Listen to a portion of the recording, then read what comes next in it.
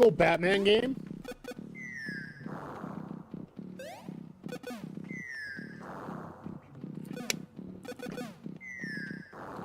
It does sound like it.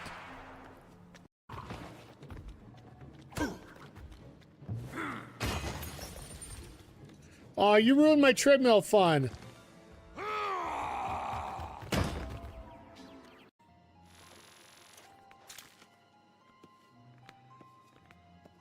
Oh, come on. Let her run on the treadmill.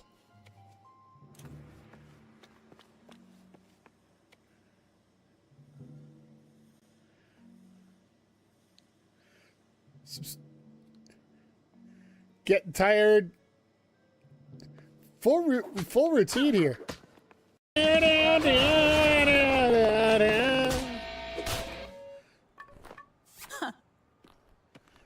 Was that really necessary?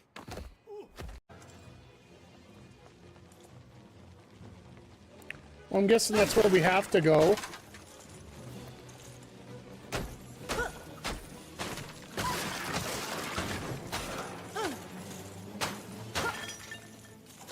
But as we clean things up here, I'm pretty sure we're going to get...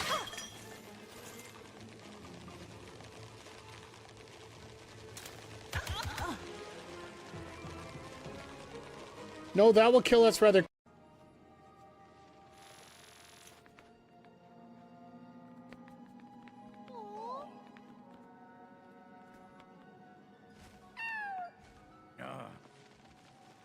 That noise sounded suspicious.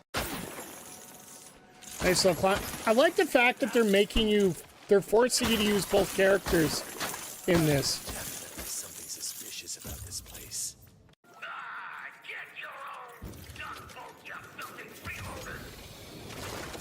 Wouldn't be a Lego game with a bunch of time searching for secrets? Yeah. Oh, no! I mean, don't worry. I have an idea. Oh my god, please have the shark repellent. Yes, yes, yes, shark repellent, let's go! This is a job for my trusty shark repellent bat spray.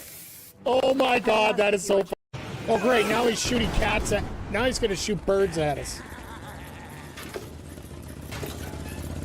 Now you're really starting to ruffle my feathers.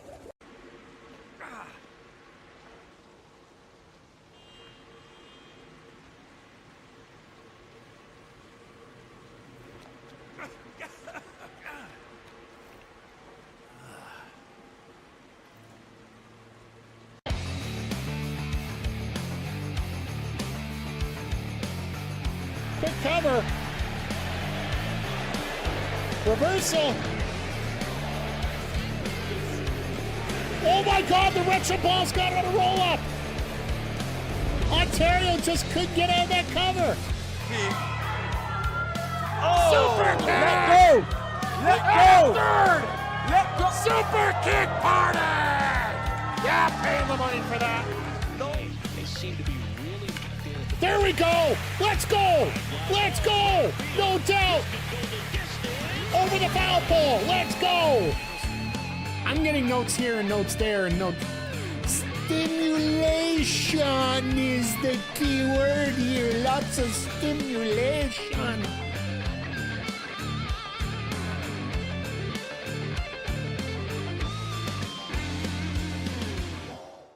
Hey, yo, yo, yo, and away we go. Hello, everybody, and welcome to the Mike the Ref Twitch stream. My apologies to YouTube. I did a little tinkering, and I unfortunately forgot I had to add a scene in for you guys for the intro video. So, sorry about that. Just, What the hell is that? let's just call it that way there. But no, I hope everybody's doing well here on this wonderful Saturday night. We are here for AEW Collision. Zodiac, always great to see you here. Yeah, just been last couple days I did a little tinkering with the stream. I think I might have the disconnection issue fixed. You're going to notice that the picture is a little bit easier to see now. Basically, I turned it down from 60 frames a second to 30, which saves a little bit of memory here. And I found another one of those stupid the thing that's been making my game audio crack for the last few weeks, they actually had it on my regular mic. So hopefully I got rid of that too. And if everything goes well, we should have everything nice and settled for now. So we'll see how things go. But tonight's going to be a great night of wrestling. Main event is, according to the poster, it's Kenny Omega versus NJPW's Bad Dude Tito. I'm just going to pull it up here right now. And then we got Kevin Knight versus Myron Reed of the Rascals for the TNT Championship, which, another good match for Kevin Knight. Just, it'll be fun to see where it goes. Hey, Homa, good to see you here. And then the Bucks versus the Dogs. So we got deer and dogs. So I smell an Elmer Fudd cartoon coming up, but I digress at this point. So we're getting 2 qualifiers for the Survival of the Fittest match. Julia Hart versus Persephone, as well as Hikaru Shida versus Zeta Steel, which, I'll be perfectly honest, I'd love to see all 4 of those ladies in that Survival of the Fittest for the TBS title. Persephone, I'm going to guess, probably is not going to win that, because having your main title winner, also a holder of a semi-title in another promotion, just typically it doesn't go over well. We're also going to get Speedball Bailey versus Jake Doyle, which I got a feeling might be the opener. Unless we do the 10-man off the open here. Which very well could be the case here. The Death Riders versus Shane Taylor Promotions in that 10-person mayhem match.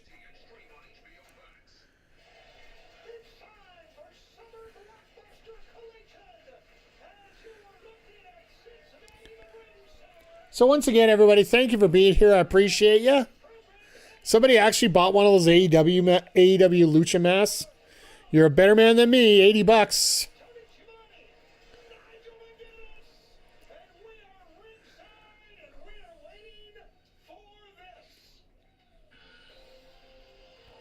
Oh, they're opening with Omega and Tito. Okay. I can live with that.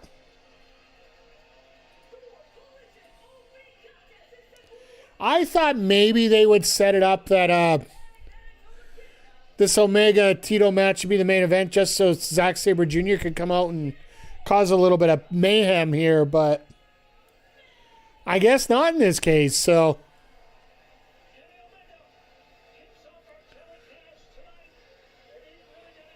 It's just nice to see Omega on Collision.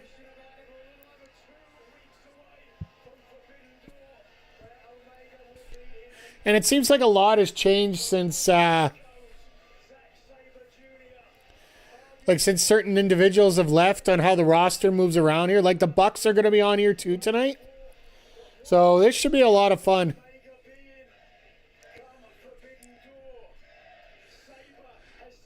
So yeah, just a reminder, we are going to be here for Forbidden Door. It's also going to be my 6-year affiliate anniversary here, so I'll try to have some extra bonuses for you guys. We might even stream during the earlier part of the day, too. Holy crap!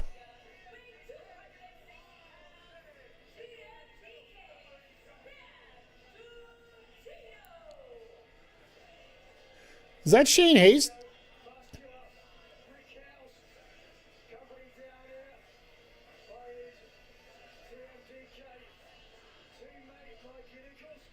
Oh, it's Mikey Nichols, the other half of TMDK. Short for the Mighty Don't Kneel. If you don't remember, they had a cup of coffee in NXT during the golden era right near the end. Back when they had NXT UK available. Tito's never been outside of NJPW in terms of overall run here, but you got a feeling that Tito and Omega had a little bit of a run-in during Omega's run out there in New Japan while Tito was just getting started.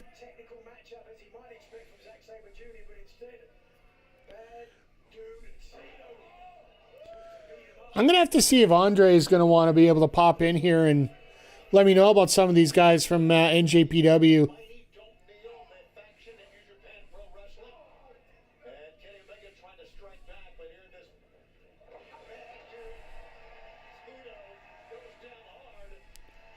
And yeah, I guess instead of Sabre Jr. leading up his own faction, he just basically followed in with another one.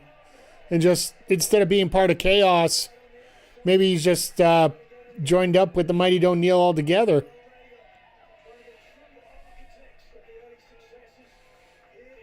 It is nice to see Kenny Omega in action. I am a little disappointed with Omega this week on a different reason, folks. If you guys haven't checked out, they do have AEW soccer jerseys available for the World Cup. Everybody's is based on color, except Kenny, based on the country's color of where they're from. Except Kenny Omega has the best bout machine in a neon color. I really want the jersey, but I think I might be going with Mike Menard's Canada one. So basically it says we're the best wrestle for the rest of them. So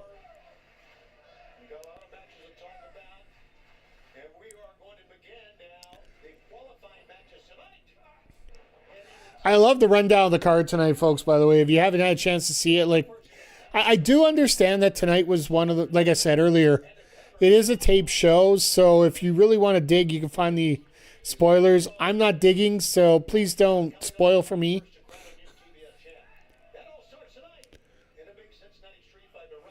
But Tony Khan has said this is probably one of his favorite shows, which, as a promoter, that's probably what you're saying every night, but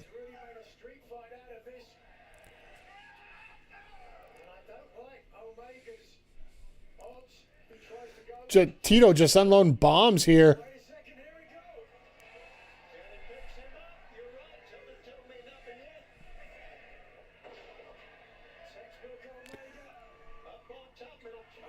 You know what? It's textbook Omega, except he ends up losing a step every once in a while here as we go.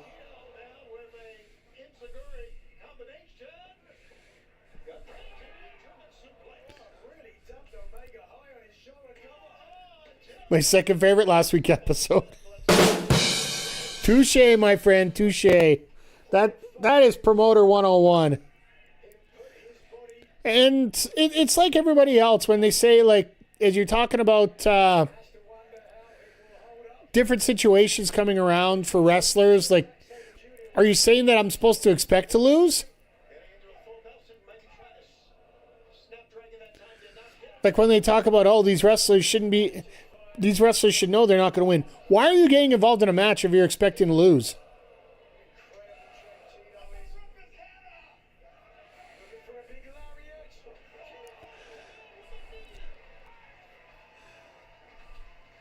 I don't know if you really want to just... You don't want to antagonize Kenny Omega. Maybe it's just me.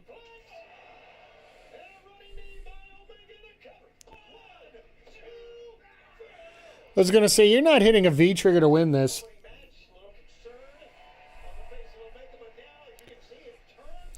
No, I'm hoping after tonight we get a little bit more definition about what's going on in the Further Forbidden Door card, because we are literally 2 weeks away.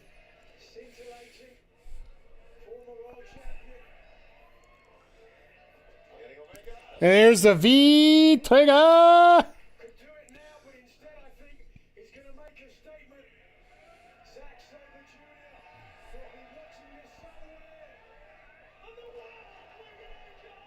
You can count about 600 with a one-winged angel going down.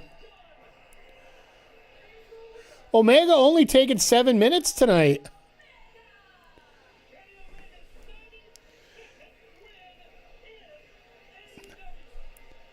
He's got to be climbing towards that 100 mark sooner than later, right?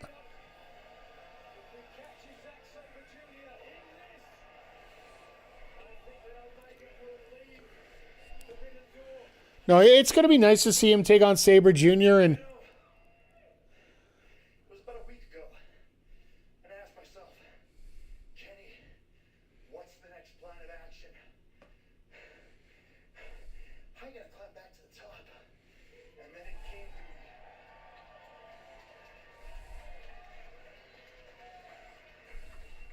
couldn't make it in time for the Owen.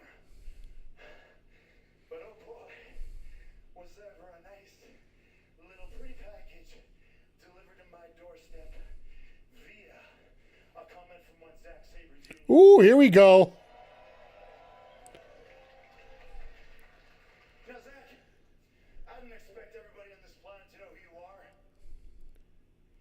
So let me introduce the world to Zack Sabre Jr. Okay. Now, you see, before we had one of the greatest technical wrestlers of all time with AEW. In fact, he still graces us with his commentary stylings from time to time. That being one Bryan Danielson. That being Okay, so they're even a little bit of Nigel McGuinness.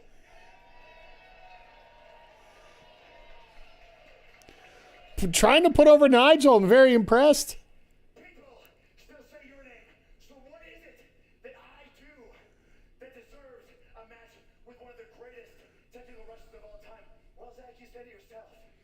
I was once considered one of the best. Heck, maybe some people. By the way, shout out to Kenny Omega for the Rebel Heart bracelet. Zach, you are that key. You are my answer. You are what's going to take me to the next level. So, Zach, I'll see it Forbidden Door. MJF. It's only a matter of time. And as for each and every one of you, my time is now coming to an end. All right. So, Who's going to interrupt him now at this point? and darkest place of my heart, I wish you goodbye mwah, and good night. Bye. Thank you, everyone. No interruption on the promo. Okay. It's the only reason why I thought he'd be the back end, but the fact that it was just a very quick 10-minute promo or a 10-minute match and a 3-minute promo?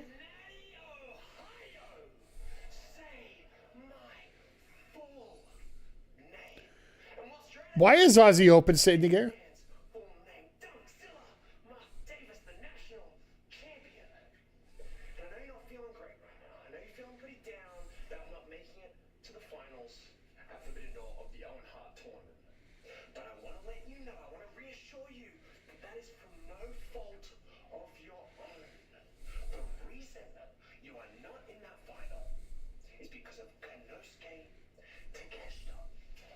He's blaming Takeshita for this. I thought that would be the end about Takeshita. Problem, but no, just like a jealous ex-girlfriend, you can't keep my name out of his Mark Davis looks like it inflamed Sami's. Give Sami Zayn a tire pump and see where it goes. So I think Sami Zayn got pretty disheveled yesterday on SmackDown from the clips I saw, as he's now the special guest referee in the main event, the international championship. where he could pretty much screw Cody Rhodes, and I would love every second of it. Speaking of Okada, how are you? Okada's alive! You're right, Kyle. It's time for us to bring the international title back. Let's do it. Let's do it. We're all Okada. And Davis is like, I thought we had a tag team together. International championship certainly puts Okada on the forefront of that. So now we got Dark Sheet at... I also miss Heel Omega. I want him back with Callis. I'll go with halfway there for you. I'll take Heel Omega. If Callis dumps the Callis family, I'll take a Heel Omega with him. Because, well, frankly, I don't want anybody else with the Callis family.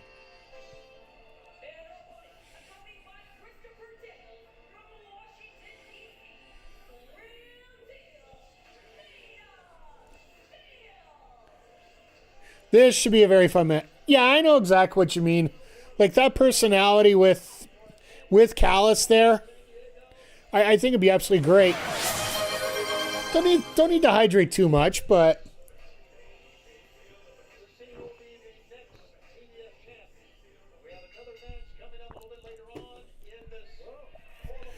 well, these two don't like each other.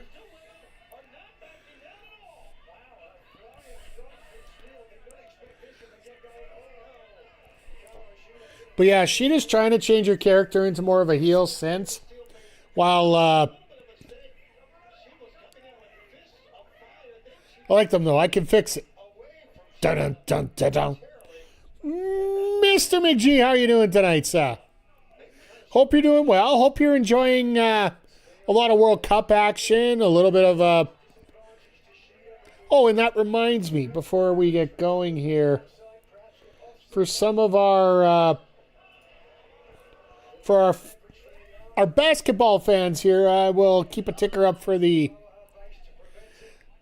other half of the Premier Champion experience.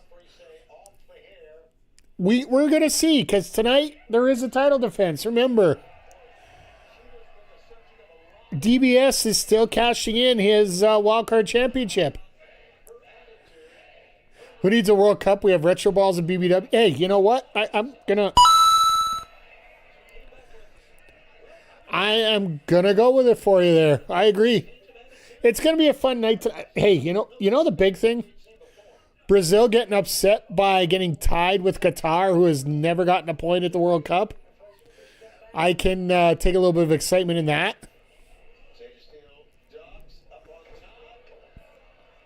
Or sorry, it's Morocco that they were facing.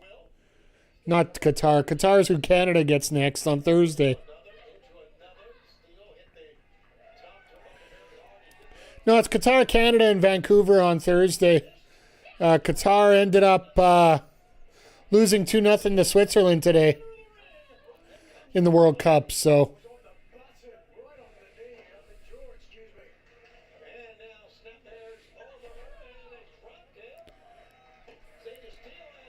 yeah, this World Cup is a little bit crazy. So, I swear to Gaijin Gojin that I thought it would be there.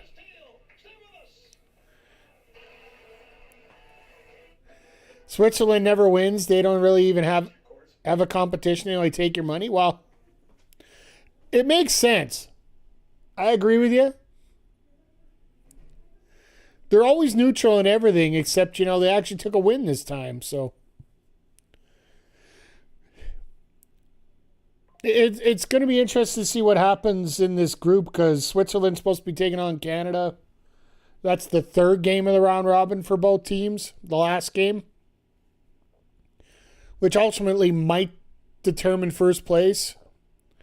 Which, by the way, if you people were doing some permutation, they accepted a win and put it in their bank. That's what you do. It almost felt like the U.S. game last night when they played Paraguay. It looked like Paraguay took a little bit of and put it in their bank. Because I haven't seen a team flop over like that and wilt away and die like that in a very long time. But if you extrapolate the schedule out, if the U.S. wins their group and Canada ends up somehow ending up in third, it's going to be U.S. and Canada in Santa Clara on Canada Day. You tell me that isn't the absolute craziness of crazinesses. So, but yeah, it's going to be a fun month of soccer action and a little bit of drama everywhere. But in terms of you got to be pretty bad to lose. Well, you could also be on the take too. That's the thing. And I'm not talking about take two like Wyatt Zelnick like we had on Wednesday here on BPW Evolution. Sorry, I'm a little late on the signals today. I'll be God honest with you guys. I got called out to work this morning at 3:30 in the morning. One of our stores, somebody decided to gain some after hours access to.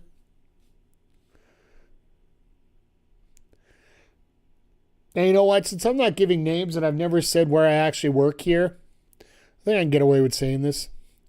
One of our staff members just decided not to, CONCACAF is low quality soccer when the U.S. is... Technically, the U.S. is not the best team in CONCACAF anymore. in terms of ranking, in terms of wins, in terms of the defending Gold Cup champions, or defending CONCACAF champions, it's actually Canada. So it's changed over the last few years. So, but yeah, this morning I got called out at 3 o'clock in the morning. One of our staff members was ever so smart and didn't lock the door. Somebody approached one of our stores with a crowbar to break in, and all they had to do was turn the knob. What the hell was that? They got spooked off by the alarm, but at the same time, it's like,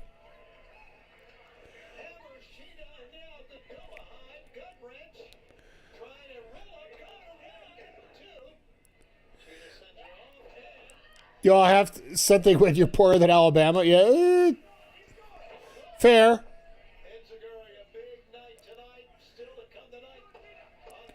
Apparently we're poorer than everybody, so that just works out there.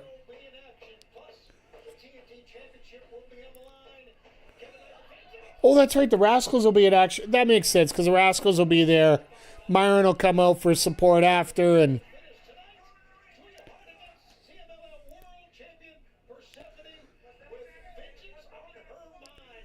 honestly, like, I'm watching this match right now. Still better off than the UK. Yeah.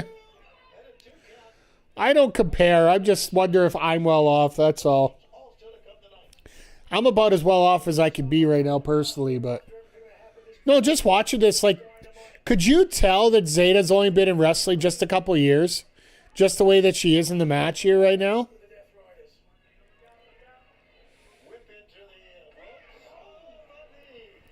Like, she looks like she's got experience wise beyond her years, to be perfectly frank.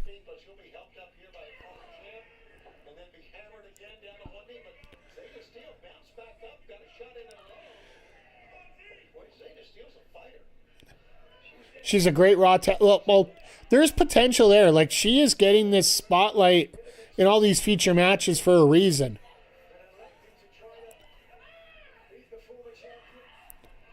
Like, outside of what happened with Maya World and what happened with her younger brother and such last week, I would have loved to see.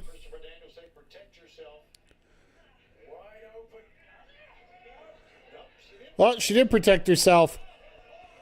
Holy crap. I thought she was going to go for a crucifix bomb, but went straight into a crucifix.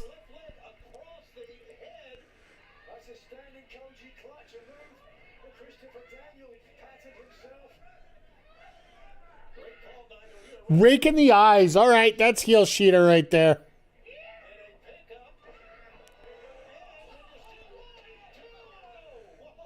Can barely see, but managed to get that small package out of the Falcon Arrow. Oh, and there's the knee.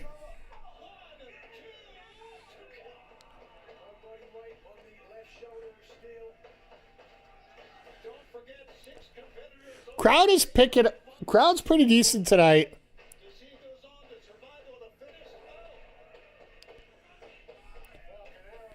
But no, I really wonder what they're going to do with Sheeta here in terms of her.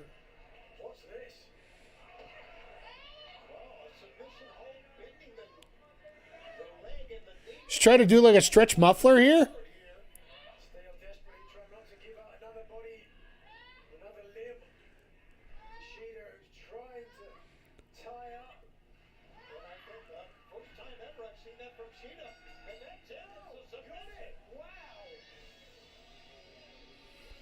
All right, that camera view made it look like shizen.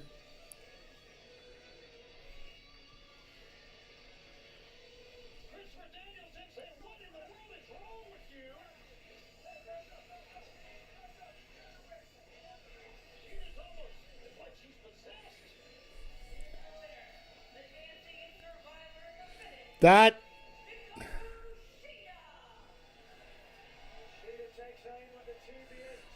looked okay.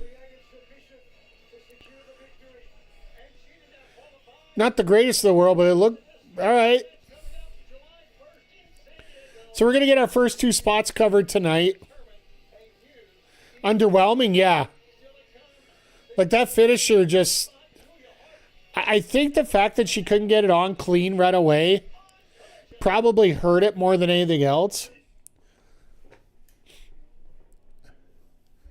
Like all the power to Zeta there. Like she did what she's supposed to do when you're in a submission like that. You're supposed to fight. You're supposed to try and get out of it.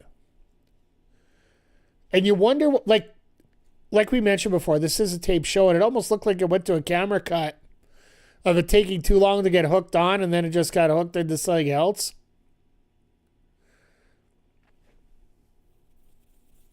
I don't know. Either way, Sheeta is in the survival of the fittest. I think Steele will get there in time. It's just she's got some work to do. Like right now, she is currently tagging with Red Velvet, the TV champion in ROH.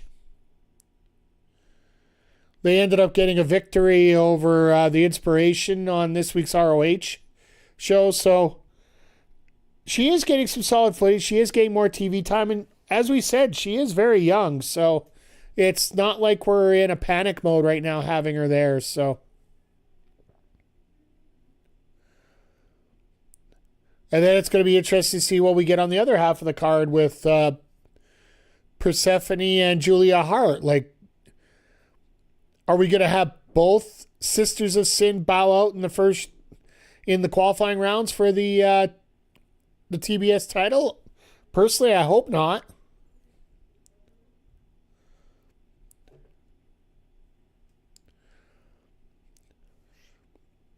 But yeah, and all.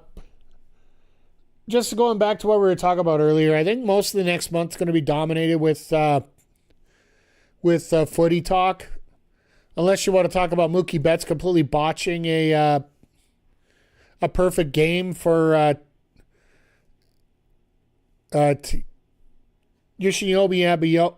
Yamamoto earlier today, and Espinal almost saving it for him. Basically, a ball goes right to Mookie, and Mookie just completely boots it off his glove. Goes right to Espinal's hand and just could not get it fired out in time. Don't know if it ended up in a one-hitter or whatnot. There was no real news that came down over it.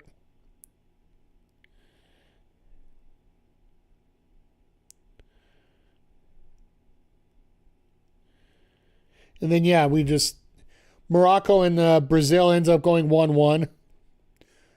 Kissing your sister is not a good thing in the World Cup here because you definitely need. It's not as bad this year compared to other years, just because it's the top two in each pool, and then 8 of the top 3 in each in the other pools. So.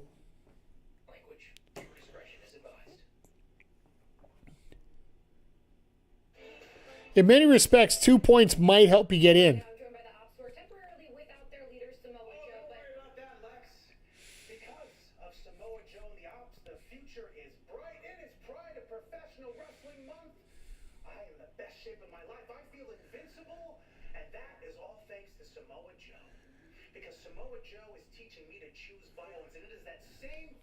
Okay. Take the odds back to the top of AEW and back to championship goals. So Cincinnati, please do me a favor. Rise to your feet, extend your hands, and give the Ops the standing ovation that we so proudly deserve. Yep. Enough of that. Okay. We don't care about applause. We care about destroying anything in our path. Shibata, tell him. Yeah, exactly. So don't act like you're the leader around here. Ooh. Shibata been with the Ops since day one. You're the new guy. Know your place. What's going on with you, dude? I know the Ops have been your day one, but we've been boys since day one. This isn't about being boys.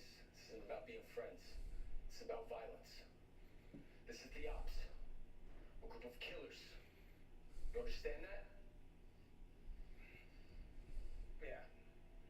I got it. Ooh, okay. And Lexi, when you talk to the Ops, you talk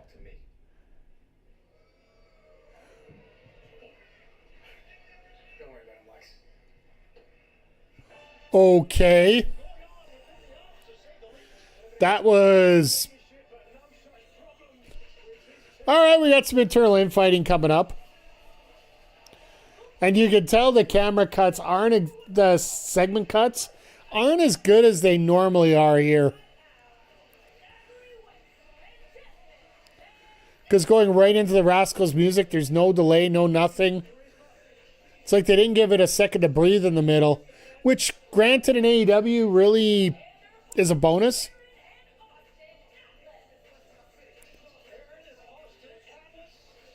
The Atlas Brothers. All right, well, they're about to die in a hurry.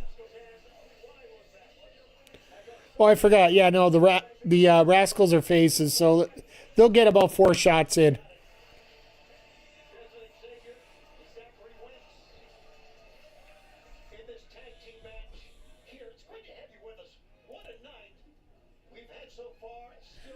All right, so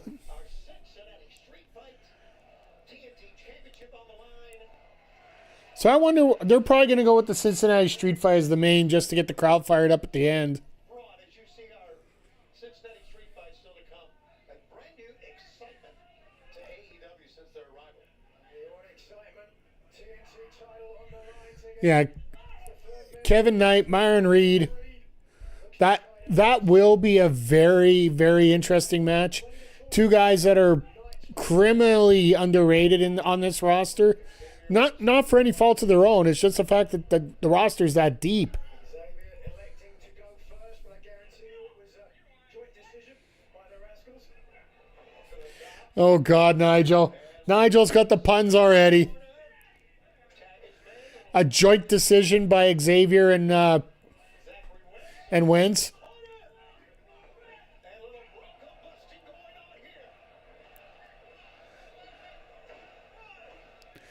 Knox, you don't even know how to count to 5.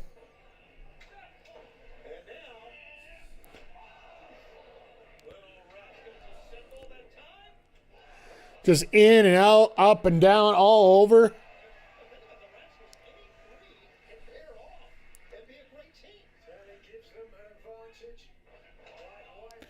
Now, this will be generally the tag team, these two. Xavier and Wentz are usually set up as the main tag team. Reed, a former MLW middleweight champion. He will be running for the singles titles majority. Oh, here we go. Well, that was right on the button. Impressive.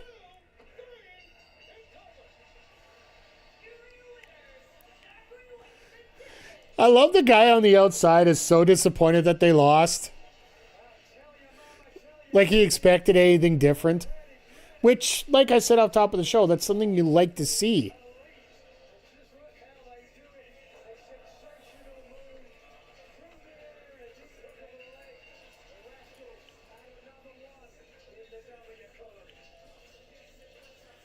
Just got to check saying your chat. Sorry about that.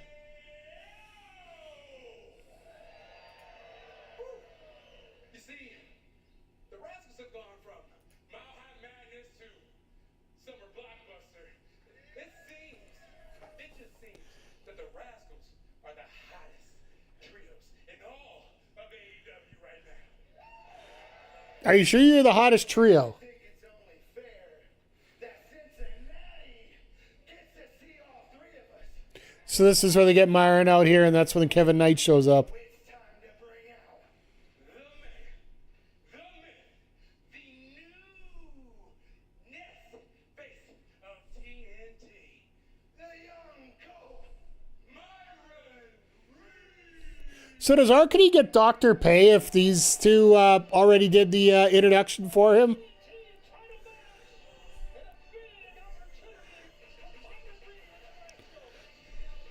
Because I'm sure Don Callis, when he does his introduction for Hechicero, he takes Arkady's pay for himself.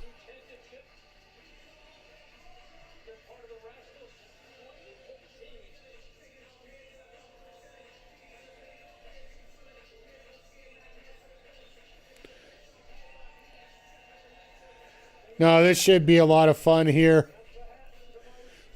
the one thing about Myron is he knows how to fly, but he also knows how to stay on the ground too. And then Kevin Knight, well, he's just entering another stratosphere at this point.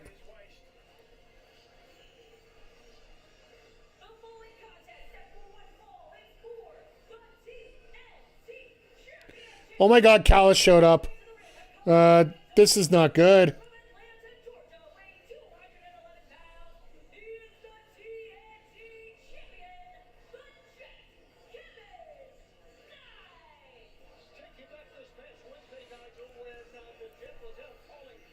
So now, if you weren't around Wednesday, Kevin, they're showing the example here that Darby. Oh, they're showing Darby coming out. I thought they were going to show more of the fact that Kevin Knight gets his title shot after Forbidden Door if Team MJF wins.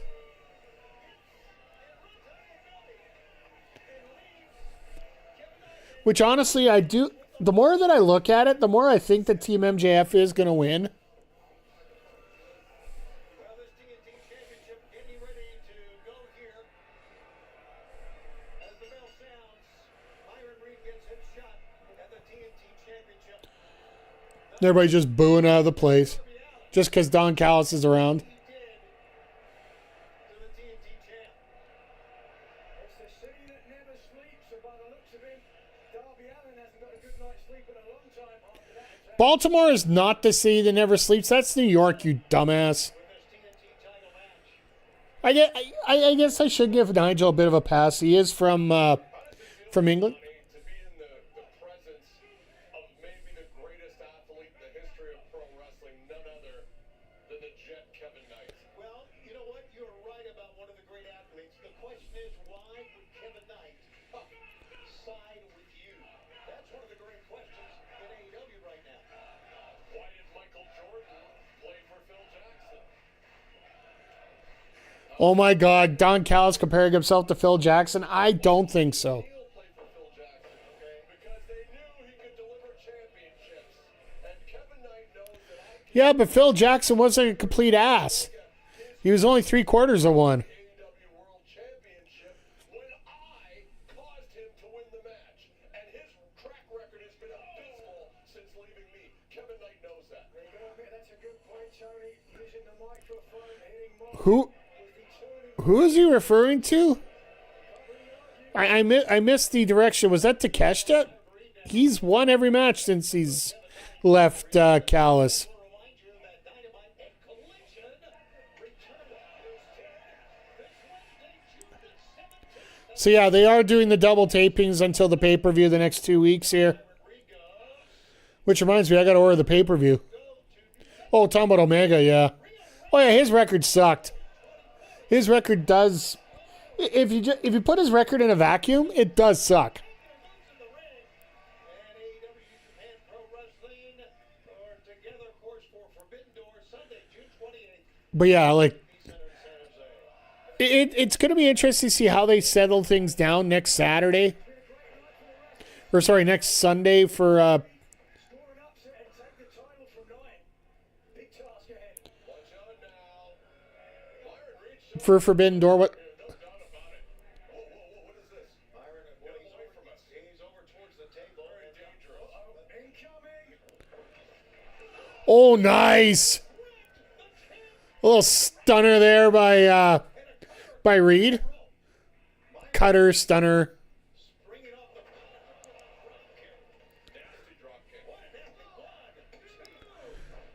Watch this. Myron Reed wins the title instantly. Don Callis like, hey, come join the family.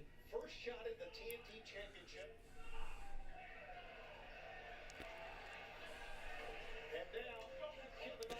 I do like the fact that some of these lower titles they are giving a bit of a spotlight to people that normally you're not going to see in those positions. Is taking it to Kevin Knight. That's what you got to do if you want to be a champion. Oh, Myron Reed in the middle. Turned up the hard. Kevin Knight is the TNT champ, as we heard on Uh-oh, what do we got here? MJF. Yeah, I'll be a part of your team. Cage match at Forbidden Door. If after Forbidden Door I get a title shot. And the kid made his dropping these bombs here. Oh.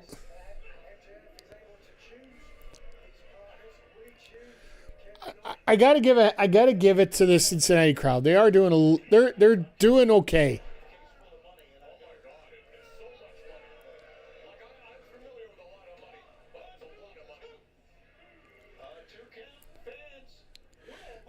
Callis like, oh, MGF didn't show me a lot of money. He showed me a lot of money. As we go into full commercial break here, up here in the Canada land.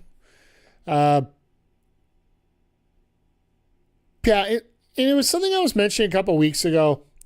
Gets a little bit frustrating this time of year, personally, with the fact that you do have a bit of a stop in terms of story development for a lot of the stories. Not all of them, but a fair bit. Because of the Forbidden Door stipulation, because we're dealing with... We're basically dealing with 4 promotions that have to work together on a card. It'll be interesting to see how they fit the rest of the people into the card.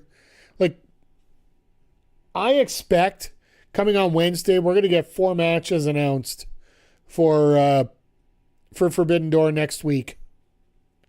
If we don't get more tonight, we're going to get some more. Like it almost makes me feel like we are going to get a couple more people showing up in the Bucks and Dogs match, which is going to set up like an 8-man tag with people from New Japan joining up on both sides.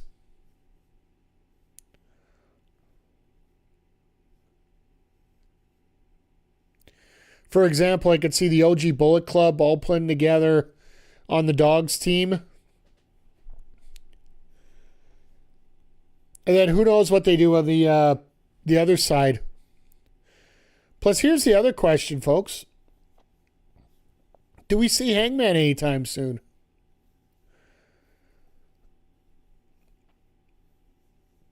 Because right now, Hangman's taking time off, and TK isn't afraid to keep somebody off TV for a while to create a decent story or basically reset someone.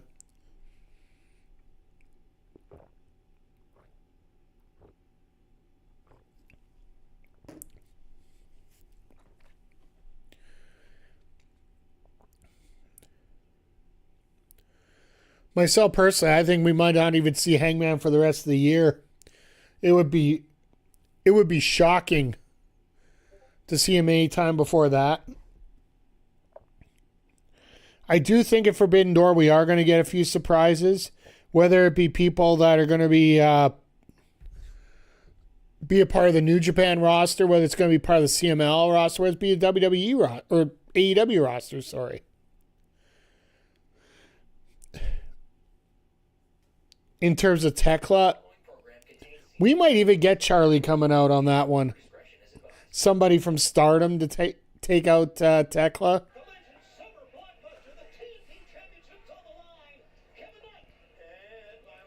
Knight trying to go for that high angle Uranagi.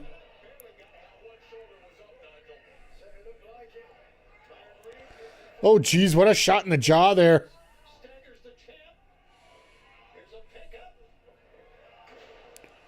Ooh, that was a throw.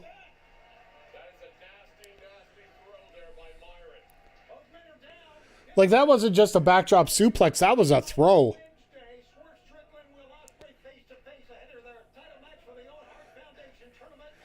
Holy dubbin', Batman.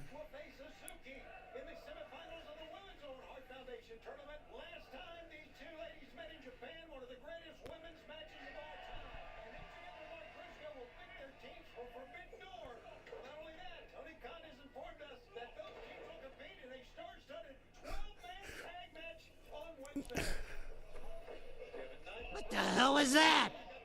Why would you do a 12-man tag when you're doing a 12-man cage match coming up in 2 weeks? I guess it's just a preview of what we're going to be getting, and it'll end up in everybody outside. Hashtag overbook, yeah. Yeah, just a little overbook there. But the one thing we definitely will, well, first of all, Wednesday is going to be an absolute great show to watch. Hazuki and Monet is going to be. Take a moment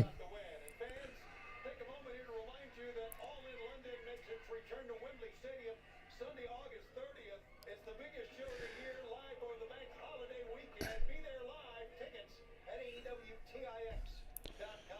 So it's on the 30th. I better double check this. Summer soccer, stop by shop AEW for all your soccer attire and gear. Okay, it is a Sunday. Good. I was a little bit worried there for a second. Because I booked the Sunday, Monday off for that weekend. Spinning backbreaker.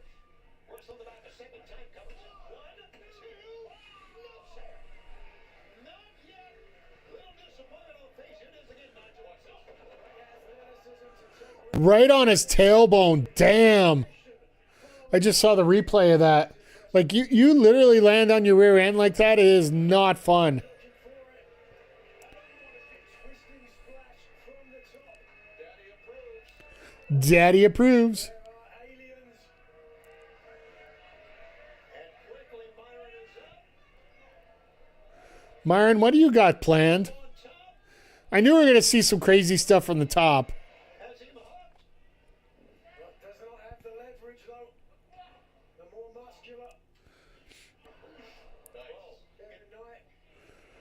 Yeah, ready in offense. I guess there's a little bit of an advantage here with the ramp being at ringside rather than having to worry the other. Here, Myron holding that top rope here. Maybe trying to prevent. Oh my God. That was a snap. What did we just see from Myron Reed? Stunned on millionaire of sorts, using the top rope to his advantage. Look out. Cutter from the outside to the inside. My God, what a shot. Well, this crowd just woke up. Cincinnati to his feet, and Don Callis as well for that matter. Oh my God. Callis is about to have a heart attack here outside.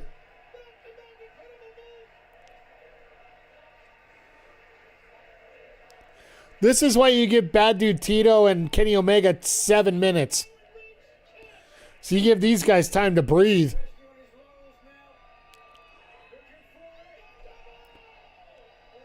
He got it, but he got him too close to the ropes.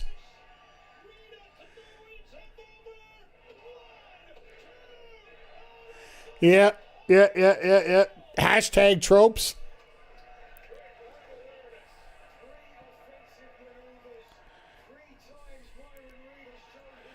Three springboard cutters that just absolutely looked awesome.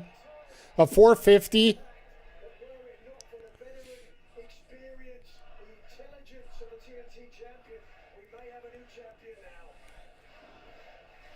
The fans chanting Myron's name deservedly. The young man has made his mark on this match, but can he wrest the title from the champion? Oh, the hip, yeah. Yeah, that was going to hurt. He landed on that tailbone on the Poison Rana, and then all of a sudden those cutters, you're landing on your hip constantly there. Shot between the shoulder blades. Picked up. Reed lands on his feet. What a matchup we are having. Reed trying to get out of the grasp. Hold on. Nice reversal.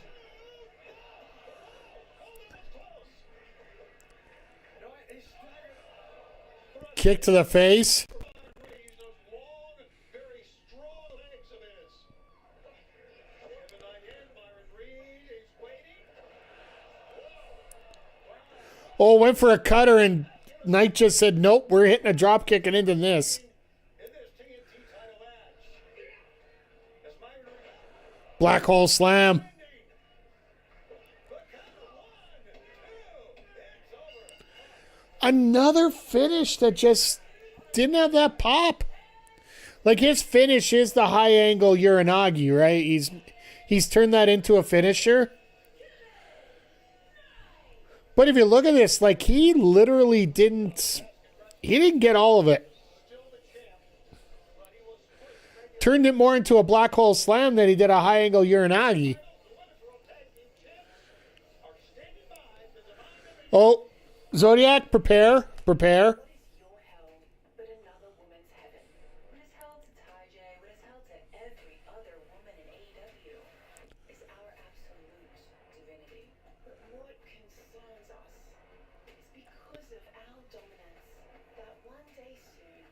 There'll be no one left.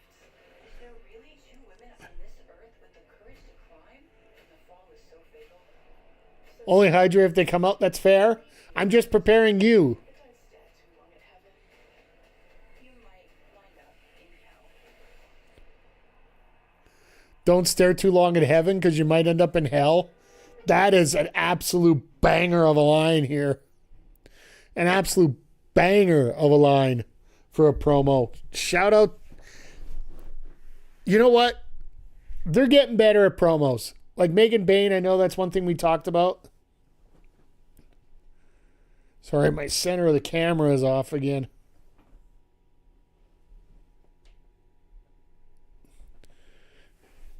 It affects more of the YouTube stream than it does the Twitch stream. So, but yeah, just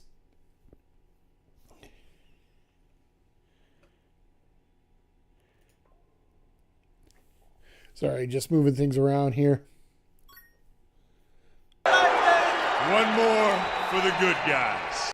Joey Flash 111, thank you for the follow. Appreciate you. Welcome to the Players Pit. Enjoy the food. Enjoy the company. Watch out for the punch because it might have been spiked. Good to see you here tonight. I appreciate you being here. Yeah, we're here for every Dynamite, Collision, and pay-per-view. We also do have our E-Fed here, Backbreaker Pro Wrestling, which we will be having here immediately following Collision tonight. We have our show Madness every Saturday night. Tonight we'll be featuring a fatal four-way match between... We're going to have an introduction of a new character. Amanda Reed is going to be in fatal four-way action with Fallen Valkyrie, Diamond, and Kayla J. We'll be in a fatal four-way. We do have a standby match ready to go. We'll see what kind of time the fatal four-way goes. Even though it will be a tables match because we need a little bit of extra violence in there. And our main event tonight, the Wildcard Championship is being cashed in by PJC as he wants to take on the premium champion experience of the Retro Ball, Zodiac, and MCG. That will be our main event tonight. We got a lot of great action planned for tonight after Collision. During Collision tonight, I will admit, the show's been, the action's been good. The finishes have been a little flat. Joey, have you got a chance to check out Collision tonight? You got any thoughts as you go through here? If not, feel free to hang out and just relax and keep us on the background, as they call it. As I see right now on the scoreboard, it looks like the Spurs actually are getting a couple points tonight, so good on them. Hopefully they extend it to 6. I want to see this last a little bit longer here. It would actually be, to me, it would be more fun to have the Knicks win the championship in New York if they're going to win it. It would also be more fun for me if they lose it in 7 because that nuclear meltdown that would happen in New York would just be priceless. Oh, they're doing the Maya World story. I love this. I woke up to the worst news of my life. My big brother, who showed me wrestling for the first time ever, just gone. And Tony Khan and AEW, they told me to take time off. They told me I didn't need to be here, but I needed to be here. I needed to be in AEW with my second family. Sari, one day you're gonna get yours, but this was the opportunity of my life. So, a little bit more details have come out about Sari's injury. How? I don't know why, but I won.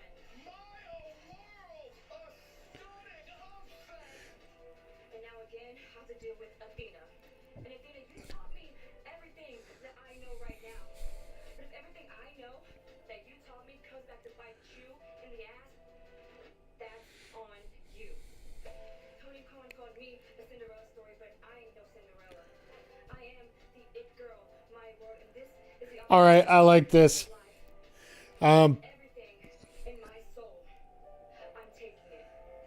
So apparently with Sari, she did get cleared by doctors at Stardom. Bites me in the ass, bites me. Oh, never mind. Athena's trying. It's crazy because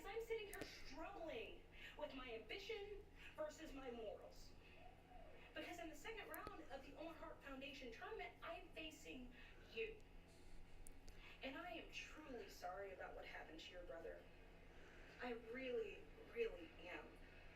But I'm sitting here wondering, what about me?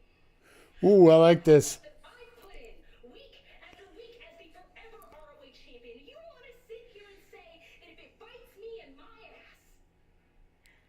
But honey, just because I taught you everything you know doesn't mean I taught you everything I know. So let's get down to the facts. I've never made it through the second round, which puts a fire under She's only been in one other tournament. ever understand.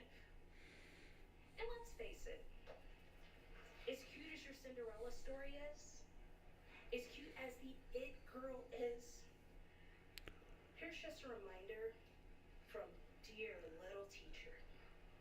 Just because you're the it girl doesn't mean that you're not living in my world. Ooh.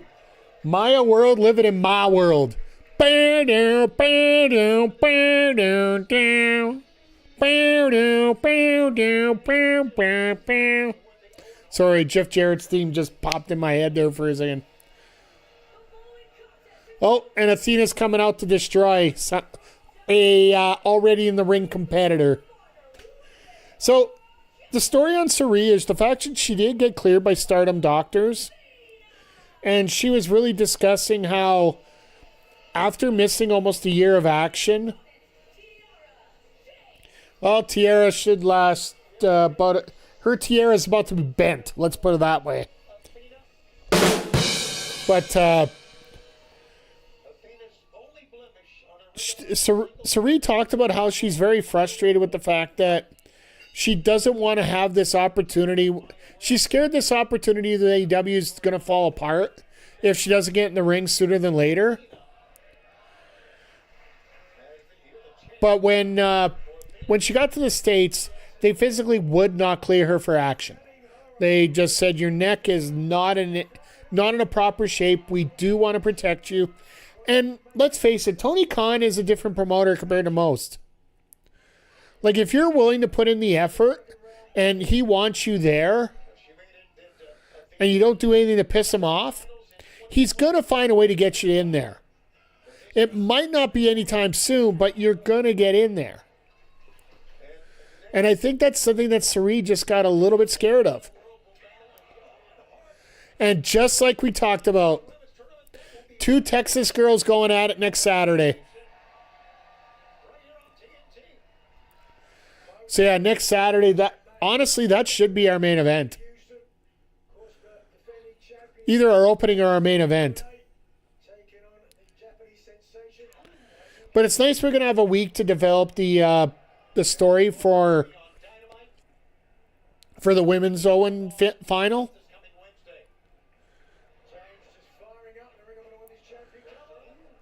But yeah, shout out to AEW doctors. Like, they sincerely do care about the wrestlers, and I don't see Tony Khan not using Sari as soon as she becomes available.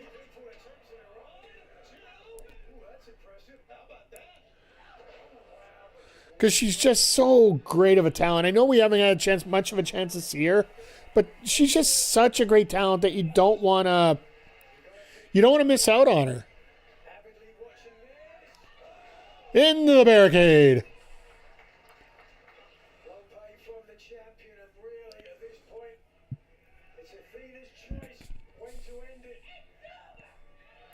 It's over. And that sucked.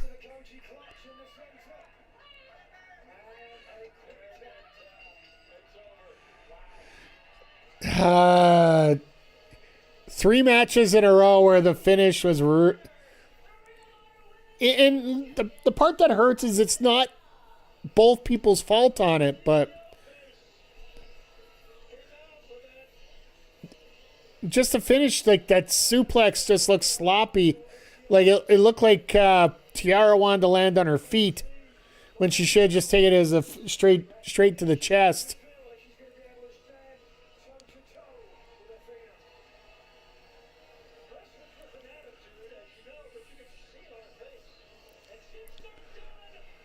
Oh, and here comes Maya for the save. I'll guarantee that. Or maybe not. in the fire, the crossfire, so to speak. And Nia Rowe to come out. Message received loud and clear. Nia Rowe, as we mentioned, Surprised Hyan didn't come out for extra support here. Athena's left her title in the middle of the ring. Yeah, you're right. Now Maya's going to check on Tiara James. All right, we have a lot to go here. All right, we just hit the one. Oh, and there's a cheap shot. So we're getting this rivalry put into it. This is a rivalry that they've had in ROH for a good long while. And now we are we're going to pick it up here in AEW a little bit.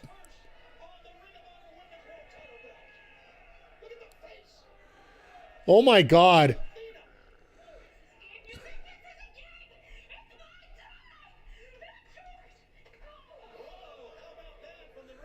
Just a crack with that right hand.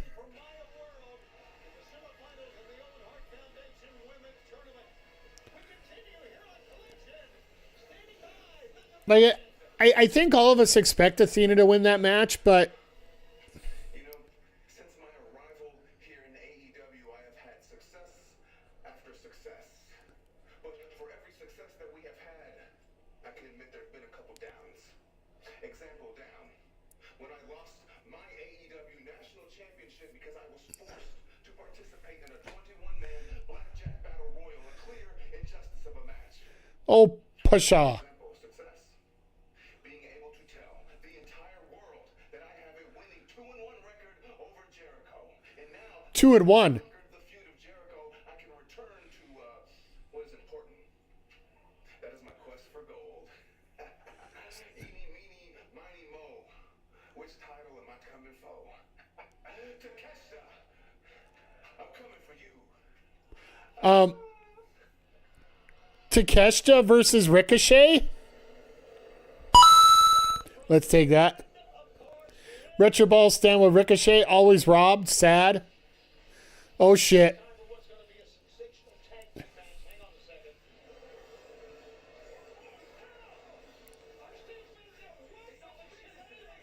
Why does the stage manager get killed every single night?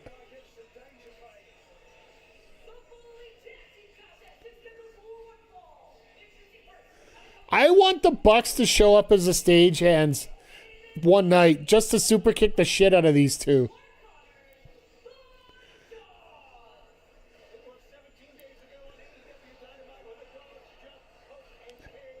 I love how they have exactly 17 days ago talking about this. And we haven't seen Cope and Cage since.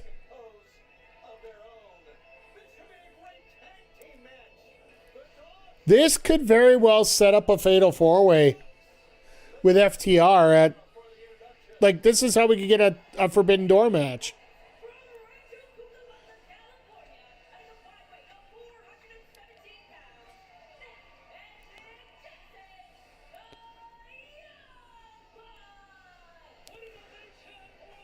Love the Bucks in the classic gear.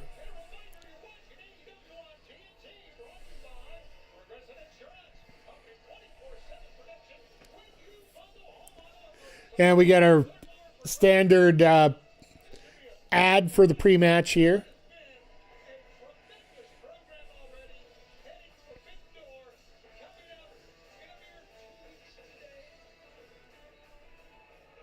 Dogs, after losing the trios titles and Game Kid in a rapid succession, have turned their aim.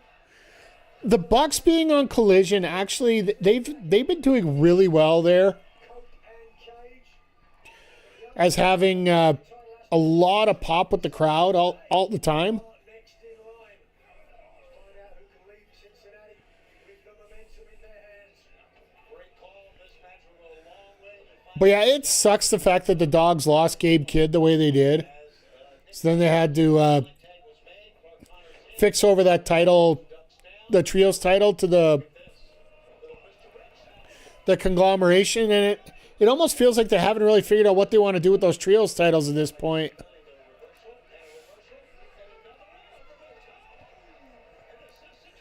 It's like who's gonna lose this one? Tilty World, Tilty World.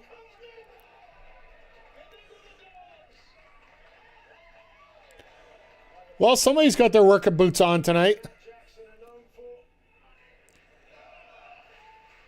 As a chant goes Young Bucks here in Cincinnati and he left cross that time. Nick's definitely put some work in here tonight. Made it up greeted by arm drag takedown. Arm drag. Into a gunner. Tag team symmetry. Unbelievable what these two young men can do. Man, when the Bucks are motivated and they want to get a good job done, I don't know if there's anybody in the tag team division of any promotion that can really go toe to toe with them when they turn the heat up. Like to me, that's the most amazing part about the Bucks. Team titles after unsuccessfully challenging FTR for the titles. But it's always that complacency that we know we're this good. Yes, we are going to do this. Finley, vicious, brutal in their offense. Oh, look out. Do-si do it, away we go. We missed the clothesline, and we missed that one, and we hit that one. Oh, this is tremendous.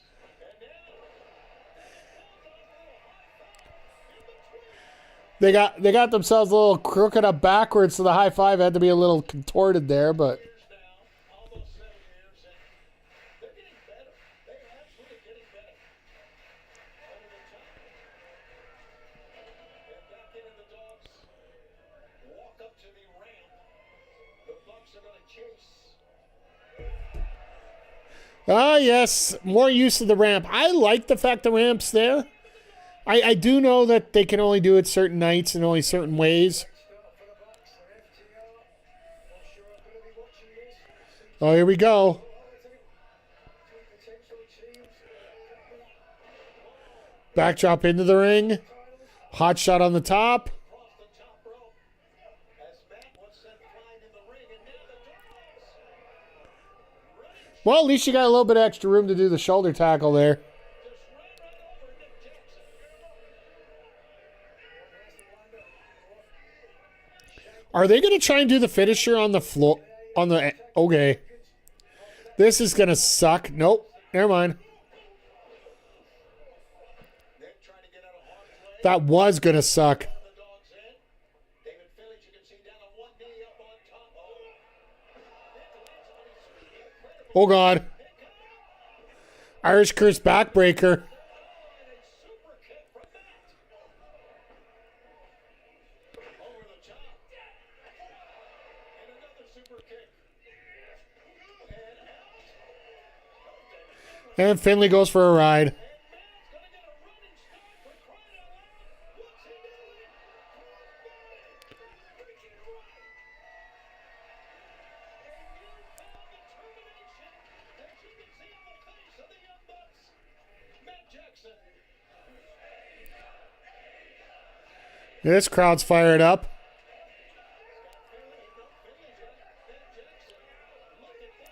Damn! Well, so much for the finish. Oh, God. Matt's dead. Matt's dead. Nick's dead. They're all dead. See, this is very retro ball-esque here with doing a devastating move on the outside and letting the referee count out. The dogs more than happy to take a count out victory.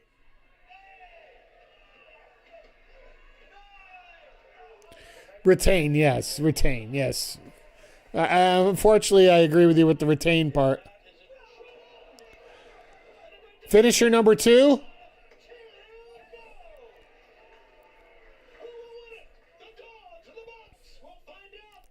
So they've hit their signature. They've hit their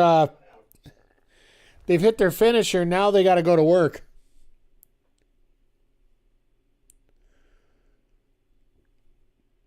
But I will say this match has been very smooth. I'd like to see where it goes from here, but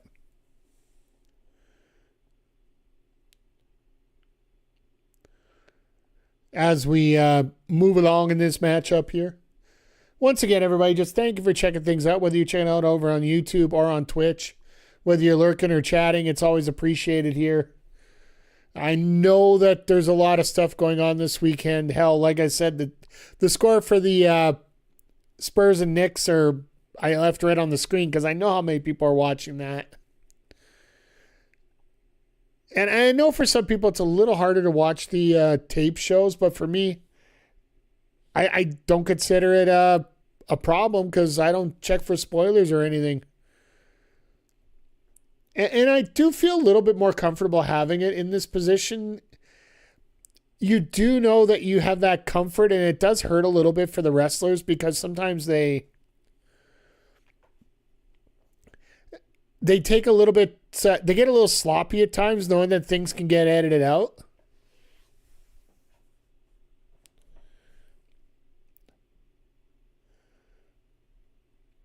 So it's not the best in the world to do that, but I'd rather have it in a position here where if something gets pre-taped and the fact that you have wrestlers, like right before a pay-per-view, do both shows on the Wednesday so you get the pre-tape for Saturday. If anybody gets injured, you don't have to panic book. You can actually figure out what you want to do on Thursday and Friday, and then in post you can create something on Saturday. Like the dubbing for Shivani in this has been absolutely dreadful because you can tell exactly when he's coming in to chat. But while it's been terrible, I don't think anybody really cares. Just calling it straight there, it doesn't really matter at this point.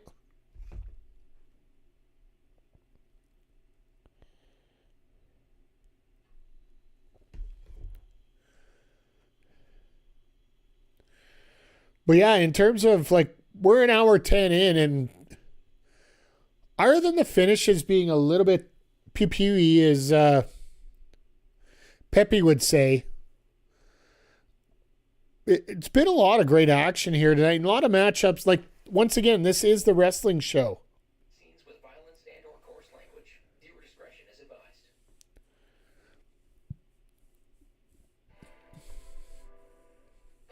Tag team action continues here on Collision Summer Blockbuster from Cincinnati. Tony and Nigel with you.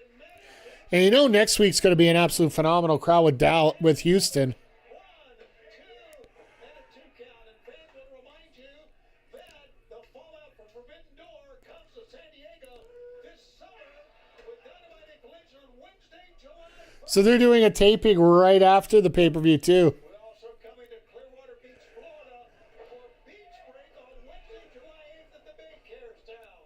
At least they're doing it in a beach town. Don't forget that the Draw in the Ballpark, we're teaming with the Twins at Target Field July 10th and Roanoke,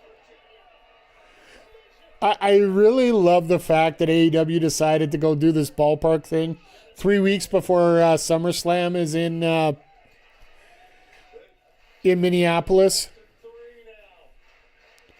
And I've said this on other streams, and I'll just be straight up and serious about it if anybody puts a gun to my head.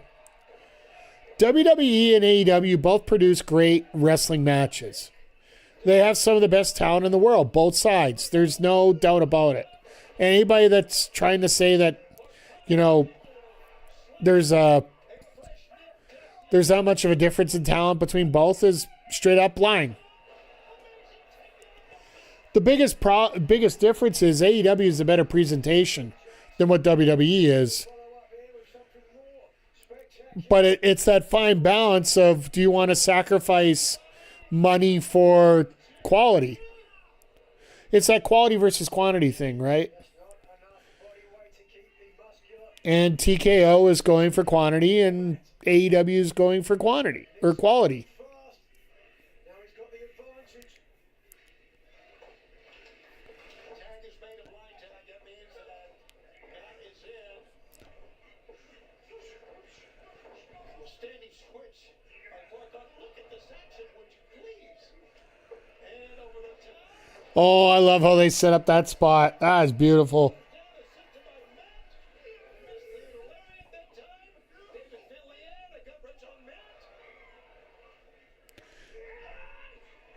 Assisted sliced bread. Shout out to Omega with a knee. Almost telepathic offense from the Young Bucks. I don't even know why they bother tagging. It's Rick Knox in the ring. This team have won AEW World Tag Team titles before. Will they wear it again soon? Can they beat the goats and propel themselves? They are fighting for a reaction from this crowd. This is awesome. This is awesome. Look at the Bucks. All right, Connors, get out of the ring so we can finish this here. Right now in charge. Hitting it every corner. Double banderas that time. Bucks fly onto the apron of the ring. Double sunset flip. Step through. Double sharpshitters, Double sharpshooter, if you will. if you will. And the fans chant. And FTR is sitting at home. Damn it, this is our spot. Jackson sitting down deeper, but Finley pushing himself up, but it's Connors the first. And I would assume the legal man.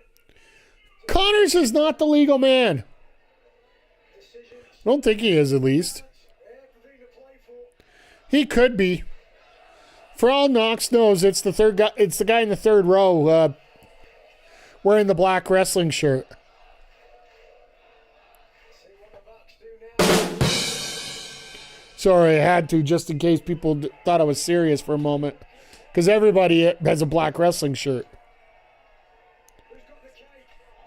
One to the midsection, one to the knee, different levels for Connors. Caught that one. Damn, what a shot! Connors on that. Hitting the ropes, now in another rope. Little diagonal spear, I like that. And Connors taking both members down. Connors is no Tripp's trying to start something right now. another super kick. David Finley comes off. Discus.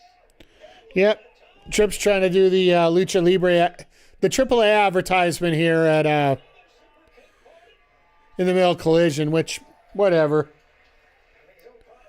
Shout out to Ray Phoenix for defending the middleweight championship of AAA last night on SmackDown.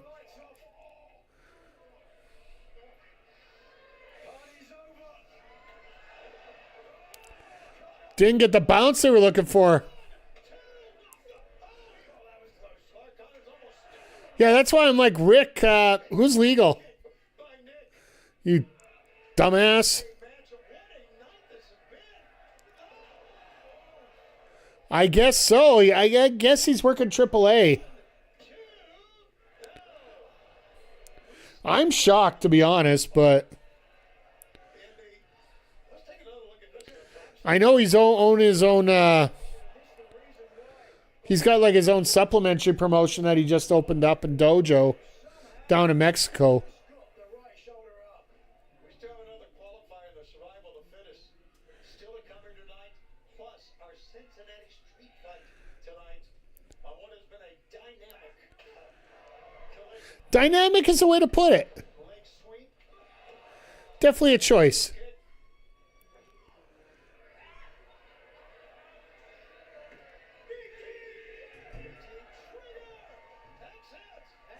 I love.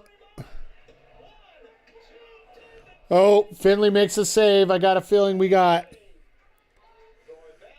I got a feeling we got something coming here. From the fourth generation star, who is going to get sent to the outside for his troubles. And Nick Jackson follows him out. It's Matt Jackson. So just a heads up, folks, on Twitch, we do have an ad break coming in 2.5 minutes here. Give you time to subscribe if you want to avoid it. Oh, and another Shillelagh shot.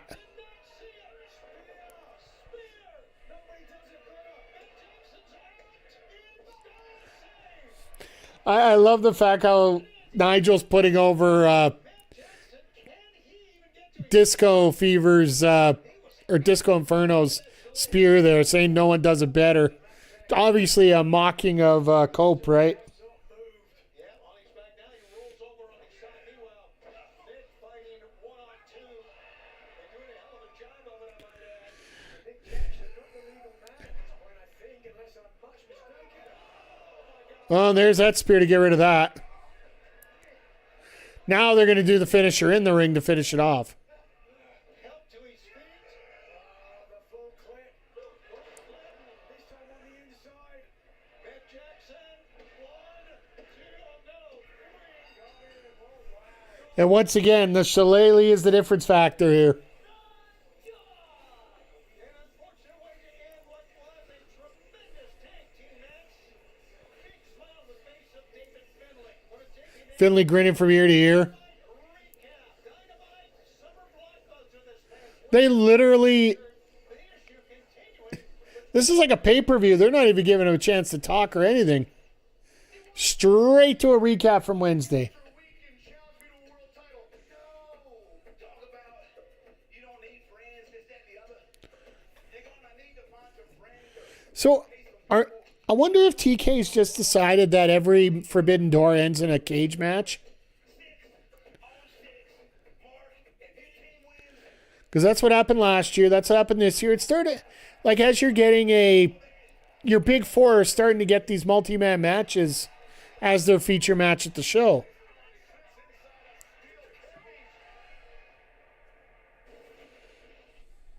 Boys, have you heard the good news? We've got a path to securing Mark Briscoe's title shot. I mean, all we gotta do is beat MJF and 5 Don Callis family members in a giant deadly steel cage. It's a rocky path, but it's a path, damn it. Wednesday on Dynamite, Mark will reveal the Dream Team, and it doesn't matter if they're from the conglomeration or they're conglomeration-adjacent civilian warriors. It does matter. Because I hate Max, and I will forever hate Max. I'm loving the energy, and that's what's going to give us an edge. I love Roddy bringing back the story of Adam Cole with It's going to be from Sandy Fork, by God, Delaware. Imagine that. World Champion from Delaware. Let's go. The cage match is coming up for Forbidden Door. Max will select his team. Mark Briscoe will select his team for the cage. I got a feeling that MJF's going to be bringing in some people from New Japan for his side.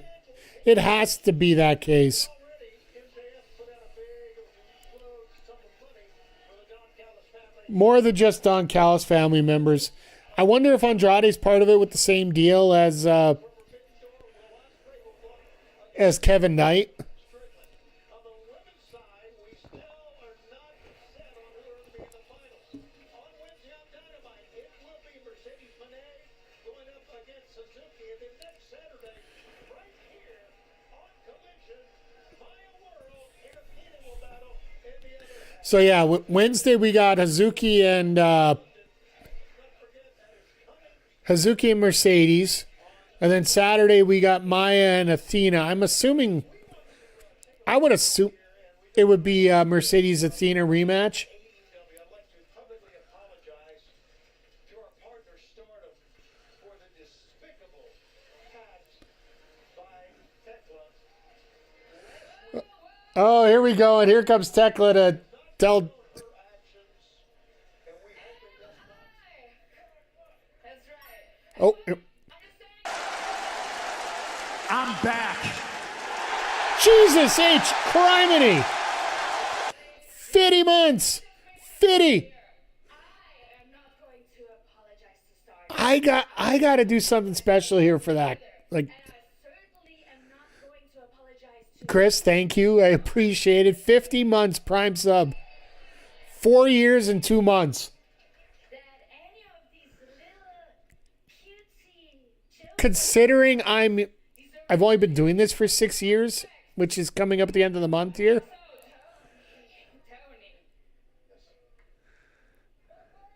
Why won't you please shut your mouth? And give me the hand already.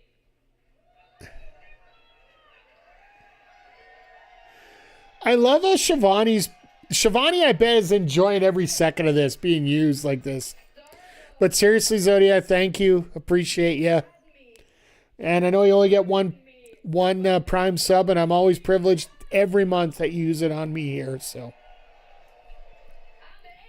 look, we could have a certain match go a certain way. 50's a big World That's on you guys. I could bring a rematch clause back in, but I can't change exactly what's going on here. Just go out and win your match. And I'll make sure there's extra champagne in the locker room for you after. That's right. And when I spat on that Stardom logo last week, I did you a favor. It was the best thing that ever happened to you. Because everybody's talking about Stardom, and it's because of me. Is Tekla face masking? Ugh. My saliva is worth more than anything you have in that Stardom locker room. Wow. That's right. Oh, Shivade. And guess what? I know that whole Stardom locker room is trying to get a piece of me now. I saw your little tweets, but guess what? Why don't you send me your best girl? And at Forbidden Door, I'm gonna give them a shot at this. All right. And one more thing. Taro Okada, Mr. President of Stardom. Ooh. Instead of some of this, let me buy you a first-class ticket, a nice little flight here as well, so you can sit front row and you can see with your own eyes the monster you created. Watch the Stardom girl get The most toxic woman alive. win the title based on some interference by the owner. See, if she really wanted to make a statement there, she could have talked about a cuck chair.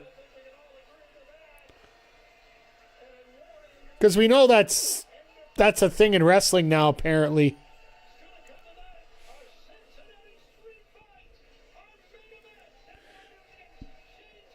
So yeah, we got 2 matches left on the card tonight. We got the street fight, and we also got Julia Hart versus Persephone. This one should be a lot of fun. Julia getting an opportunity to actually show what she could do one-on-one. I know we've had a lot of this grumple nation around here about Julia's work lately, but this is definitely a way to make up for it. It'll be interesting to see if they want to do Persephone with 2 L's in a row here, though. Because she lost to Azuki last week in the Owen tournament, and now she's getting, I think she's the only...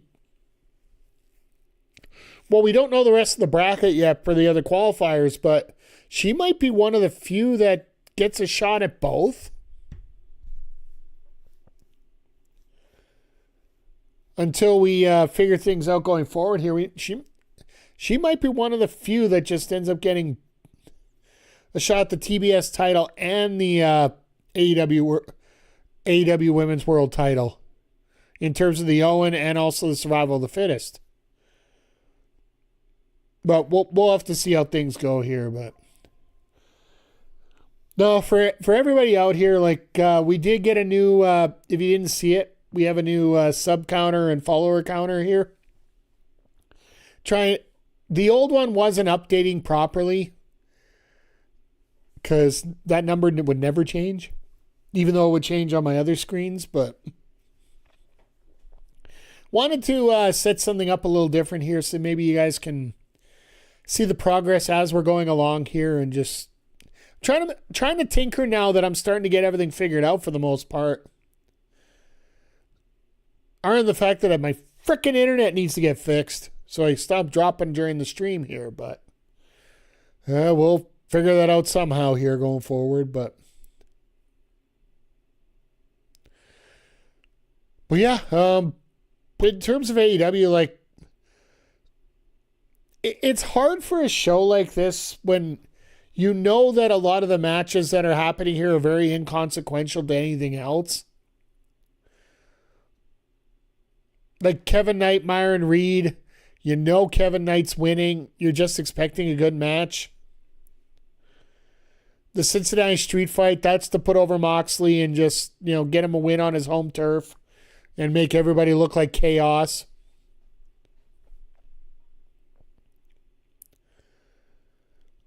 And just, like I said, just trying to get things lined up here for a pay-per-view that's coming up in 2 weeks where 2/3 of your roster isn't even in the country to advertise and work with.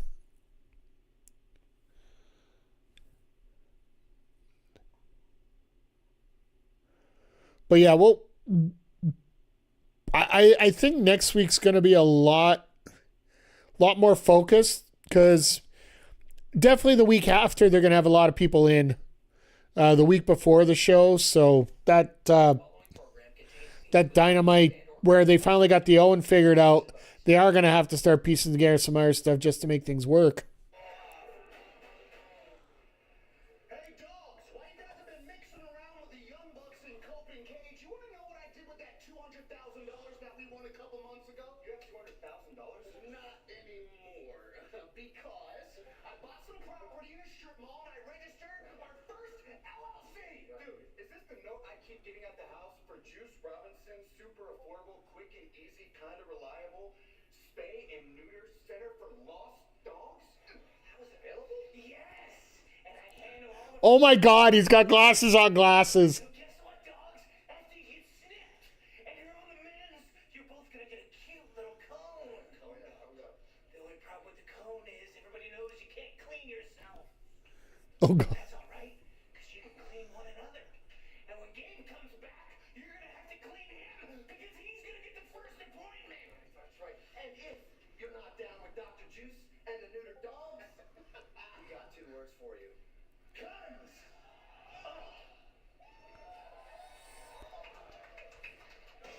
Okay, that was... I don't want to say awkward. It was funny that they actually bought a strip mall for a business to neuter dogs. For the TBS Championship, introducing first from Bloomington, Minnesota, Julia Hart. How long has it been since we've heard Julia's music? Qualifying match for survival of the fittest, of course. On July 1st, we will crown a new TBS champ. Canada Day. We should get a Canadian to win the TBS Championship on Canada Day. It would make the most sense. We already know from earlier tonight that Sheeta is one of the 6. But now, there's a little bit more on the line here than just moving on to the survival of the fittest. There's exactly right. Yep.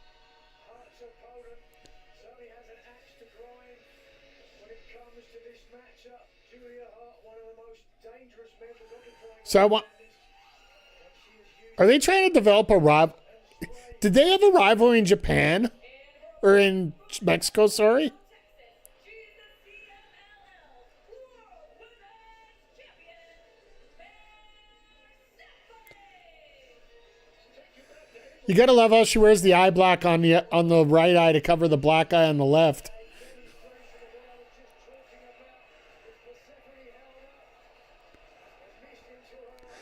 Okay, yeah, there it is. The mist, of course.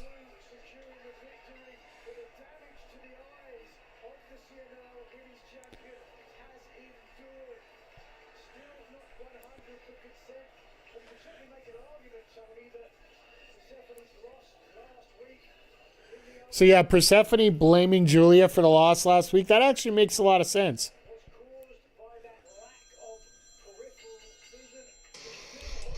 Forgive me, chat. I'm just going to answer this call as a prank call.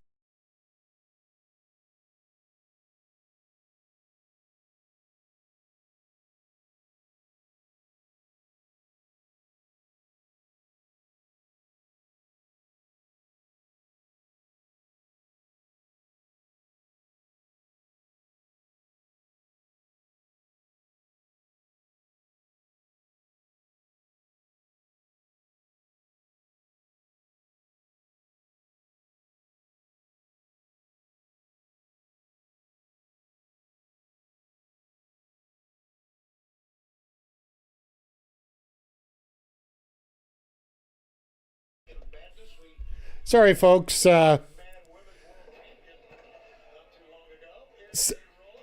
lately, crank calls that have been going around. It's my work phone, so I have to answer it.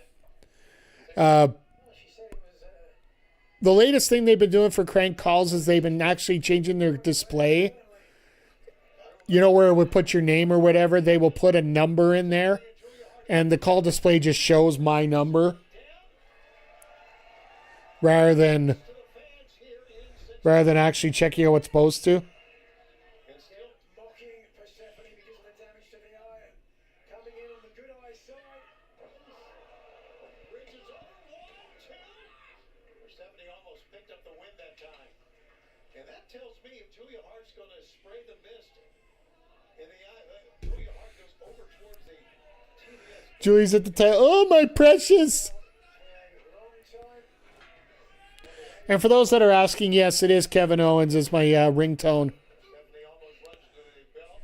Julia Hart tries. Why do I got a feeling that belt's going to be a major... Oh, God. I thought they were going to put her... Persephone was going to drop her right on the title.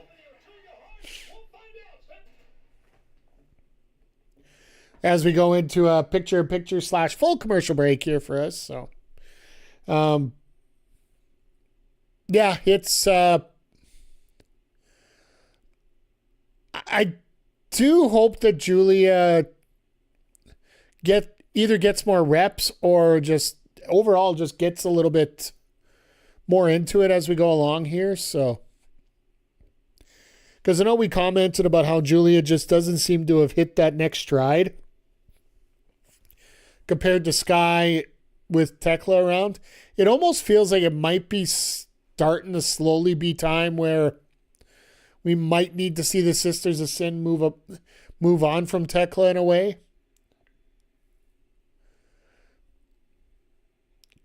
Anytime before All In would be absolute lunacy at this point, especially with Maya World winning that first round match against Sky Blue. So essentially that threat is gone at this pace. Stand by my thought that Julia regressed. Yeah, and I don't blame you for saying that. And I don't have anything to definitively argue that point because as we're going through it, it does look like that in many ways as well. So I don't blame you for thinking that.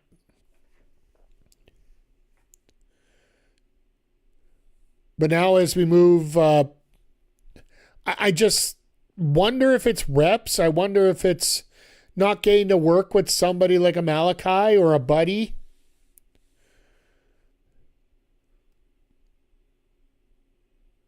Like, Brody's got experience, but in terms of the psychological stuff that Julia would be working with, that's something that is way closer to Tommy End, Alistair / Malachi Black thing to go through. So I wonder how much more experience she's gained that way. And with that being said, it also helps translate a little bit better into your actual wrestling. As things break apart, as one part of your wrestling gets closer together, the rest of it works that much better. So it's no different with like someone like a Megan Bain, as we were talking about earlier. I honestly feel that Megan's really hit her groove and her promos have started to get a little better. Not saying they're perfect. I'm not saying they're great. I'm saying they're a lot better than what they have been. And I don't think it's any coincidence that right now Megan and Lena are probably on the run of Megan's career right now. Megan needs Stokely. The tallest and the shortest. That would be interesting. Only a 2 count that time. The champion electing to go to the midsection with a shotgun dropkick, trying to knock all the wind out of her opponent. Now with 2 hands within Persephone in full control here. I wonder. Wow. Raw power from the CMLL Women's World Champ. Oh, crucifix. Well, it wasn't really a crucifix bomb. It was more of a... Too flexible to escape from that pinning attempt. No, Hart's just too small to get out of that attempt. Out of harm's way that time. Great job by the CMLL Women's World Champ. Harding up. Rolls away from that 1, 2. How about this? Oh, God, there's that drop kick. Drop kick on target. Right on the button. The fans love it here in Cincinnati.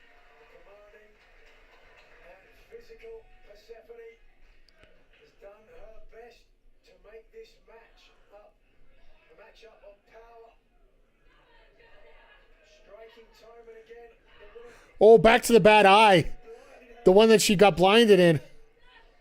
Julia Hart working on There's a storyline right there. and that may have changed the complexion of this match. Well, it did change the complexion until she got speared out of her boots. Damn. To follow up. Even though she got gouged in the eye, she came away with a great maneuver that time. Take a look at the great crowd on hand. Referee going through his count here. This is actually a pretty decent double down for that. Because you really don't need to see a whole lot. You just see a blur in front of you and go for it. Persephone looked just crawling, elbows and knees to try to get to Julia, who is going up in the, I don't know where she is going, up on the rampway. Julia getting out of the ring. I'm with the guys. I wonder why. but instead, no. It's Persephone who get the opportunity. She may try a crucifix bomb here. No, did not. Again, Julia Hart goes to that eye. Looks like she was going for a DT. Instead, she eating a power slam. Damn. But both women down, and you see the referee checking on Julia Hart. You should be checking on both people. What are you doing, Martinez? 'Cause that's going to hurt the knees of Persephone there. Section of Julia Hart, the lower back this time. But it's all part of the same system that moves air in and out of the lungs. And now Hart gasping for air and doing anything, absolutely anything she can to get a moment of Once again, back to the eyes again. To that eye, once again, Persephone on one knee. Referee Brandon Martinez checking in. She's got to. but the eye still damaged. But wait a second. She went to spit and it got... You notice the spit's on the bottom of the ring. They didn't call it. Instead, she's got caught. Nigel finally caught up to it. Jeez. And Julia's out. All right, Persephone's in. See, here's the thing. You don't need to see someone to beat the living shit out of them, right? Pardon my French.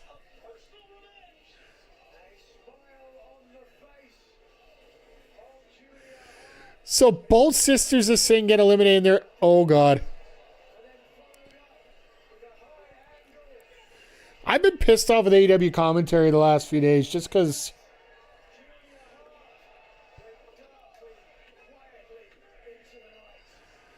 they literally have not been able to cover a bunch of stuff that's been easily in front of them. We now know 2 of the 6 women who will move on to survival the fittest. And if you look at the graphic that they have for the 6 spots, it was quite obvious that, well, it almost looks obvious that Persephone's the one on the left, but that obviously ain't the case.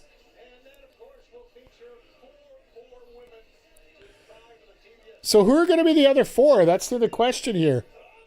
I don't even know if they know. Or maybe they're just waiting to see who's the people that are eliminated from the Owen are going to get a shot in this. So maybe a couple matches for Forbidden Doors qualifiers. I don't know. But as per tradition, just before the main event here, I give you guys a bit of a rundown of what's going to be going on the channel here. Exclusively over on Twitch after Collision is done here tonight. We do have BPW Madness episode 7, which is going to feature a fatal 4-way match. Brand new person to BPW, Amanda Reed, will be making her debut in a fatal four-way match, tables match, with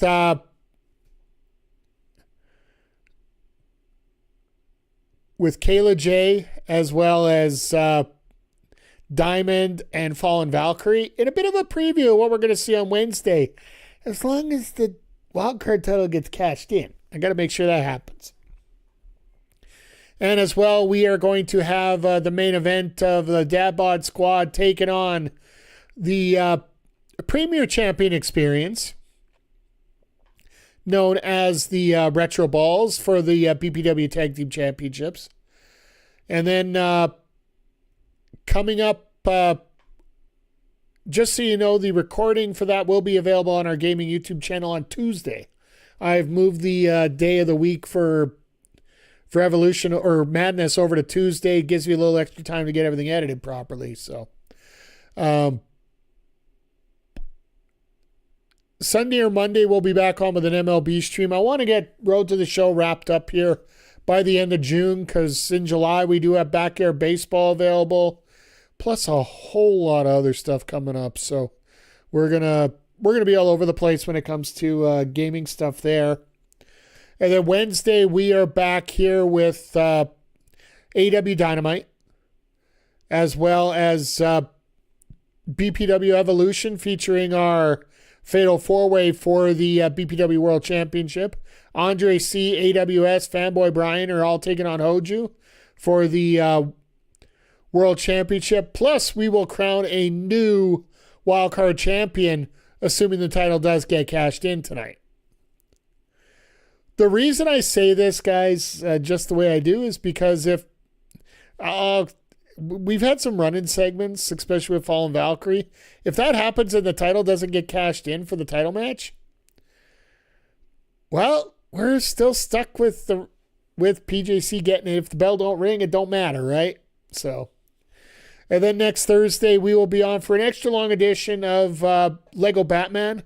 I thought we finished Chapter 2. We didn't on last week, so we're going to finish Chapter 2 and get Chapter 3 wrapped up coming up next Thursday. So if you're watching over on YouTube, make sure you hit the like, make sure you hit the subscribe, tell all your friends, tell all your enemies.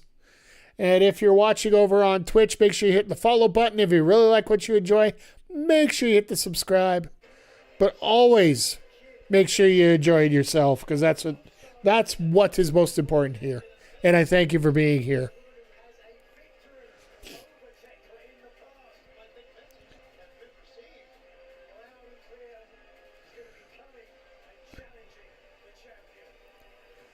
Who do we got? I missed the name, so we'll have to get that after here. You asked for Stardom's best, and you got it. You're putting your title on the line at Forbidden Door against Starlight Kid. Yes, Tado Kata! You little bastard! You did it again, didn't you? Oh, wow! Starlight Kid, huh? The best you have, huh? Starlight Kid, I know you. I remember you very well. I know everything about you. And I despise everything about you. Just like Stardom, I hate you with a passion. It's gonna be good. This is gonna be great. This is gonna be good because you have never been to AEW. So I'm gonna make damn sure that your first time in AEW will be your last time in AEW. Because I'm gonna... Can you see the level of panic in Tekla here? But remember, the blood of Stardom will be on your hands.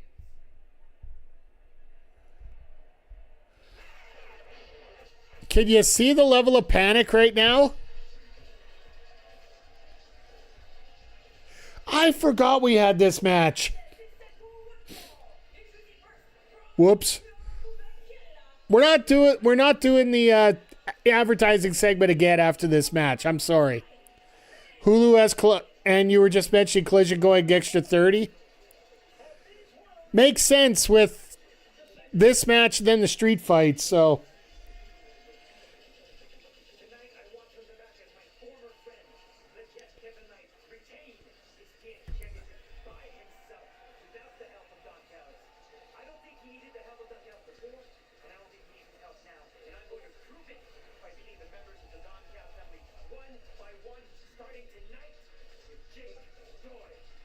So he's going to try and... It's funny. I think Speedball loses all these. Speedball, Mike Bailey looks to get some payback against his former tag team partner who has left him bewildered and betrayed. You mean they seriously haven't come up with a graphic for Jake Doyle yet? Accompanied by the TNT champion, Kevin Knight, from Midland, Michigan, weighing 262 pounds, Jake Doyle. They couldn't even get the black mist out of the ring. Putting Jake Doyle down here to ringside.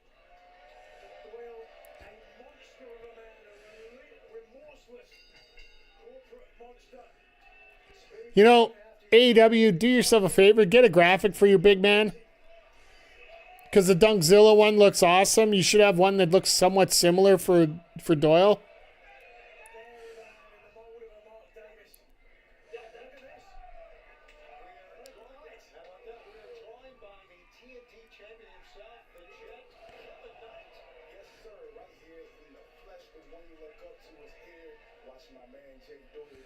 That's a pretty sweet Dodgers hat there with the diamonds on top. Who just said he's going to go through every member of the Don Callis family in retribution for how you defeated him with the help, by the way, I might say, of Jake Doyle.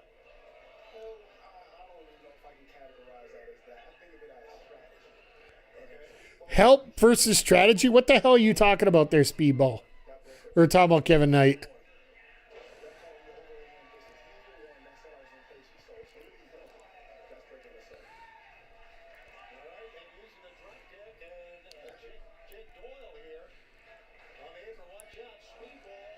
I thought he was going to try to do Ultimate Weapon to the outside. Oh, there's a nice sweep.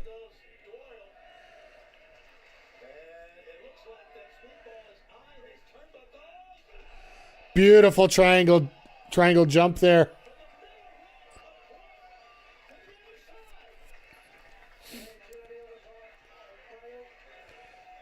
So yeah, we're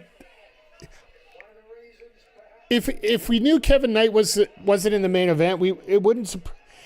It almost. Do you think Speedball actually ends up on Team Callis or on Team Briscoe for the cage match because of the relationship between him and Kevin Knight? That very well could be the case here. Speedball's talked about hating the Callis family.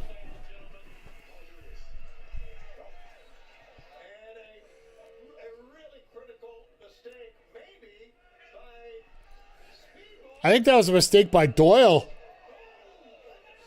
Oh my God.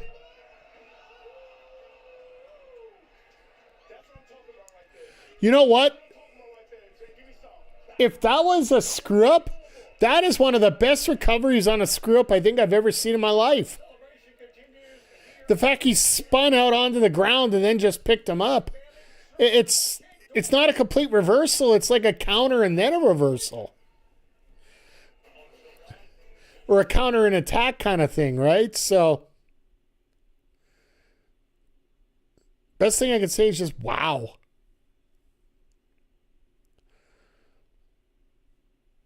Just an absolutely phenomenal stop there, and just stop and go on that and to get into that power bomb the way that it is.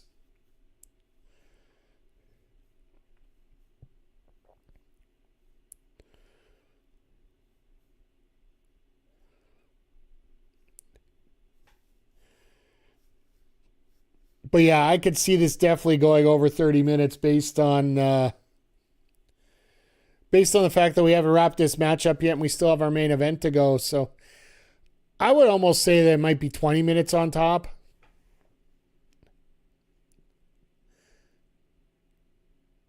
Oh shit. Okay, yeah. The recording here for Canada up on USA is 2.5 hours as well. So we'll have to see here.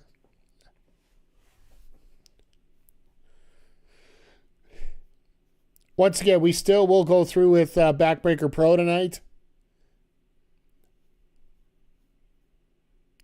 That's why I'm sort of glad we have our first ever tables match with a Fatal 4-Way. It usually speeds things up a little bit here, but...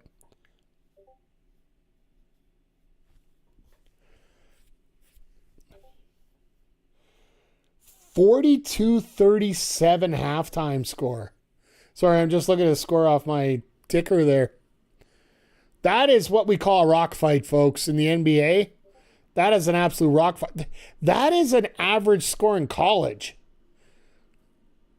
And they only have 20 minutes to play, and they have less talented players. So I would say a lot of people are getting a little rough on that. So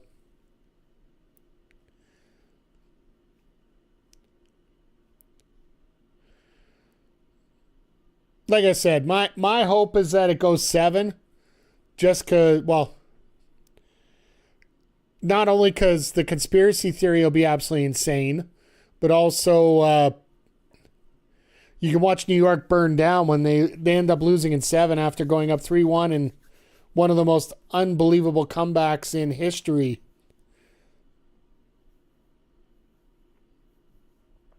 Because, yeah, Game 4, a lot of people are considering it one of the greatest ever, so.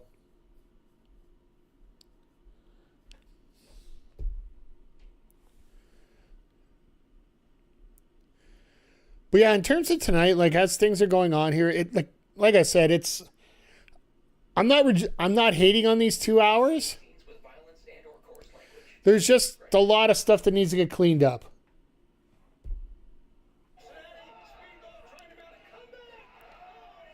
Well, Speedball just made a comeback there with that the knees to the chest there.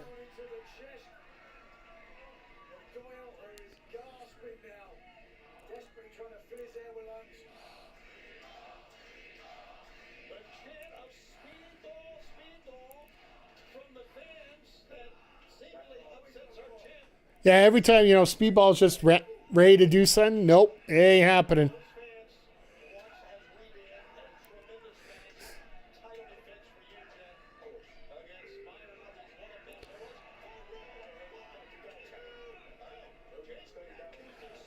Nice momentum piece there.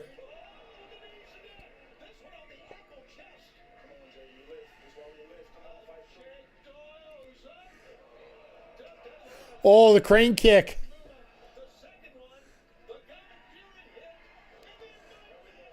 And Doyle just said that Northern Lariat's all he needs right there.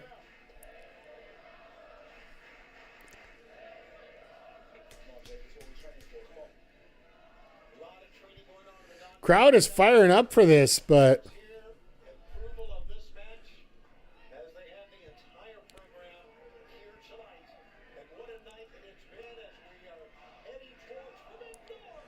big boot to the face here.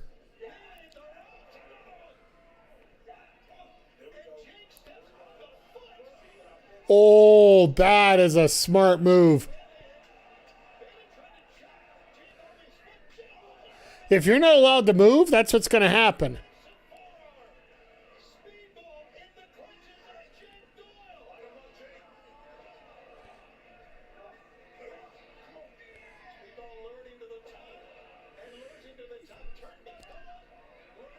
Psych, psych, psych.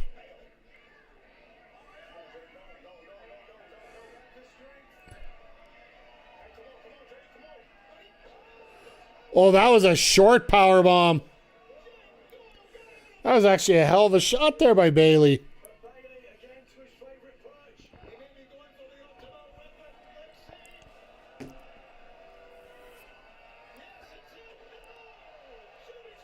Shooting star instead of the... Why wouldn't you go for Ultimo there? Like, he's got to know that Ultimo's going to finish that right at that point, but...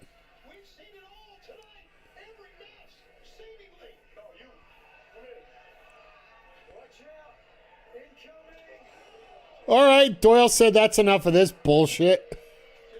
Let's just call a spade a spade.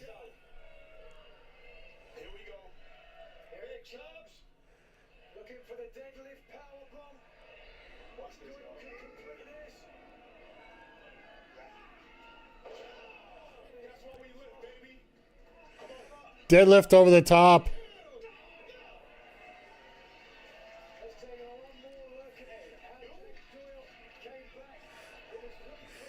I love how Kevin Knight's chirping the crowd right behind him. You know, those people are going to get on TV soon anyway, so. Conversation you're hearing is Kevin Knight having words with the fans behind us here. That's more like Phil Jackson here. The chant of speedball, speedball. That's not going to help him out today, T. Let's see. Into the corner goes Mike Bailey. And Doyle just hit himself in the head. Oh, here we go. Jake Doyle with a spinning kick. Big coach Doug. Now we get Ultimate Weapon. Okay. Ow. Jake moved out of the way. There we go, Jay. That's what I'm talking about. Yeah, you're done, Bailey. Yep. Like I said, you think he's going to go run through the Don Callis family? He ain't going to run through nothing. And that from the TNT champion, Kevin Knight.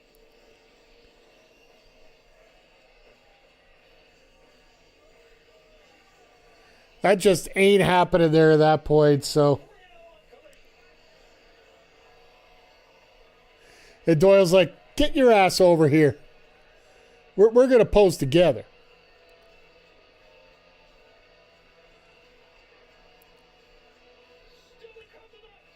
All right, we got our main event. Yeah, this is going to go this is probably going to go 15 minutes of stupidity.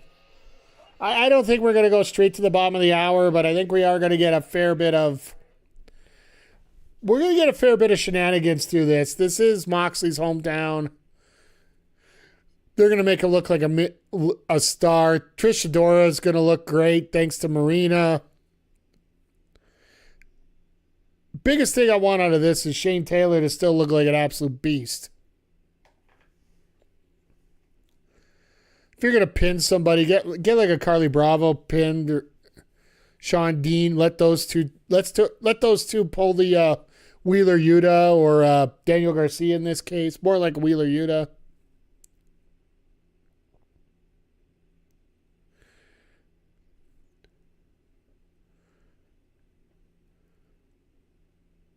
But yeah, as we're going through here, like it's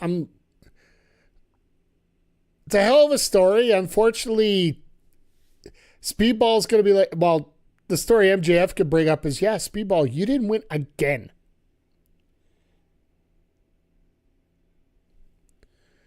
Just again and again and again, just will not win. So, and it makes you wonder if Briscoe's actually going to take Bailey at this point now. I imagine because of the rivalry they will, but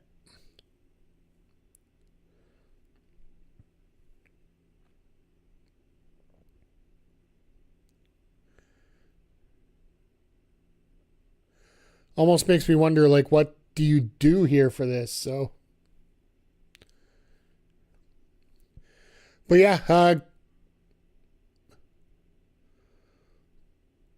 this week in wrestling, like there's a whole lot going on in wrestling here tonight or this week.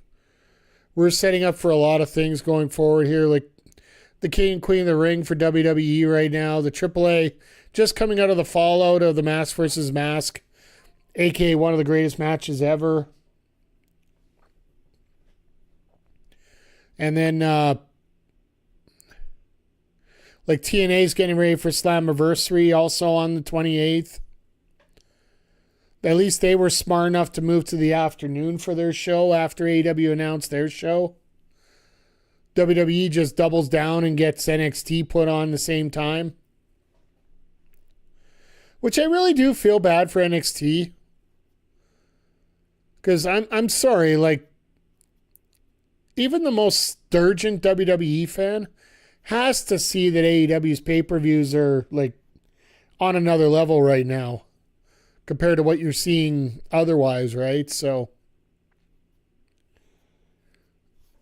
and there are some good athletes in NXT. It's just, Discretion is advised.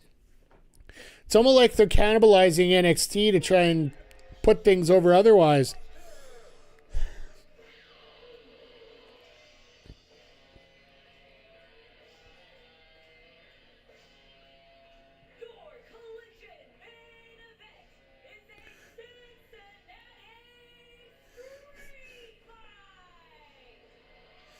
Everybody coming out in the Burrito jerseys. God damn it.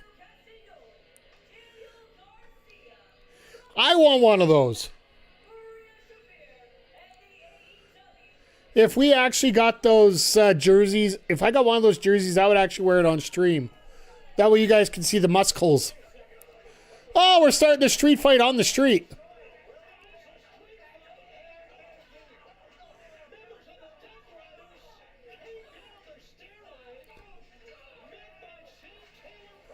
I like this. They're actually doing it outside. Fans are going to be pissed because they could have just went outside and took a look at this. I wonder if they get through the metal detectors.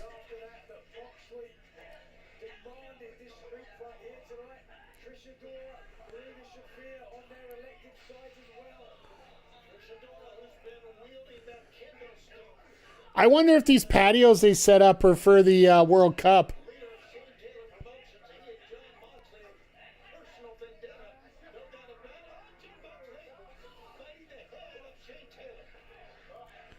Cincinnati Black Music Hall of Fame. So maybe that.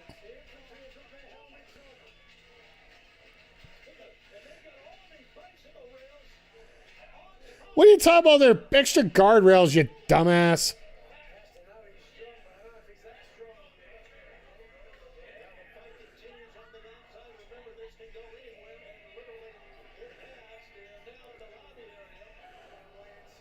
Don't they have to finish in the ring, though?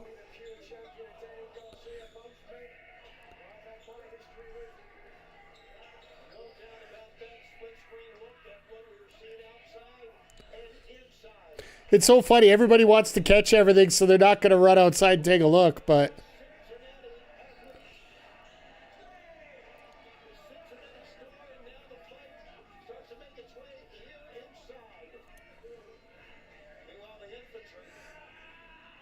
Shout out to the infantry wearing the Army helmets.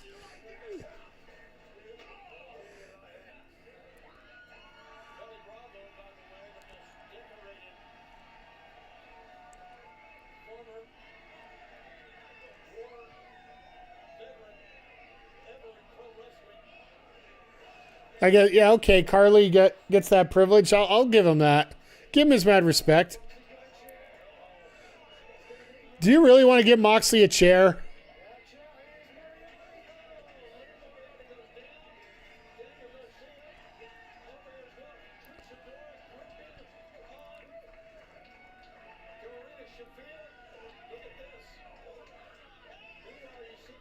Adora working over Shafir. I'm actually impressed.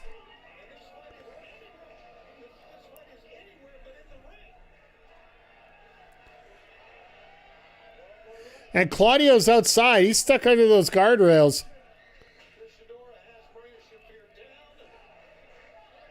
So essentially, they're going to be playing 5-on-4 here now. I want them to go split screen, just have Claudio do the Superman.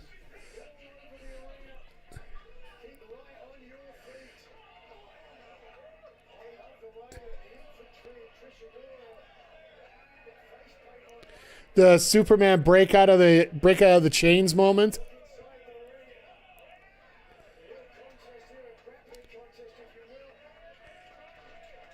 Hey ref, there's people in the ring. There's a submission going on. Get your ass in there. Thank you, Stefan.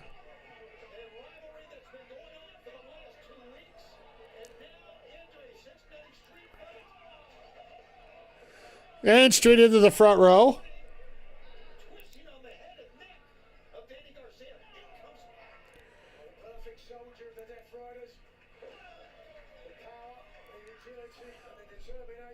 Pac looks good in a basketball jersey.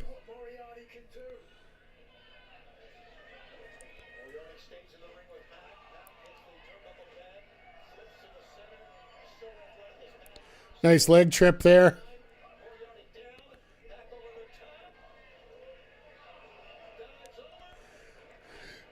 So many flips in a street fight.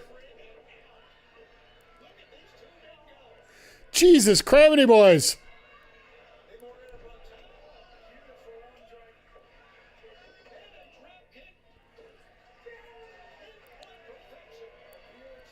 Moriarty is just going for it here.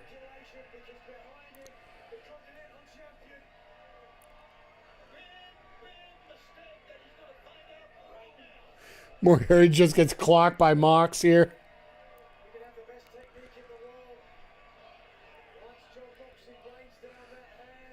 Everybody has great technique until they get punched in the mouth. Isn't that what a famous boxer once said?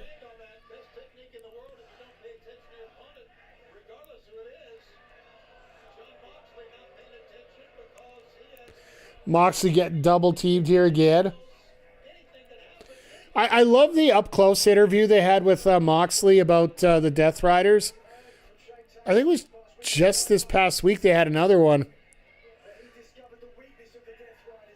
And they talked about how Wheeler's the son that they never had, or his adoptive son.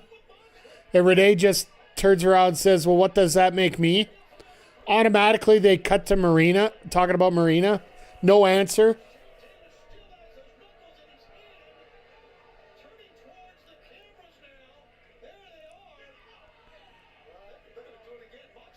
Well, Moxley's cut open.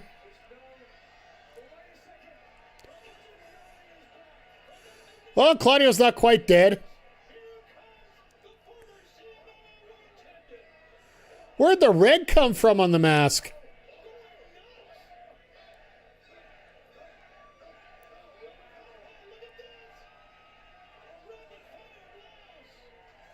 God bless Claudio. This is a match I want to see. Claudio and Shane Taylor?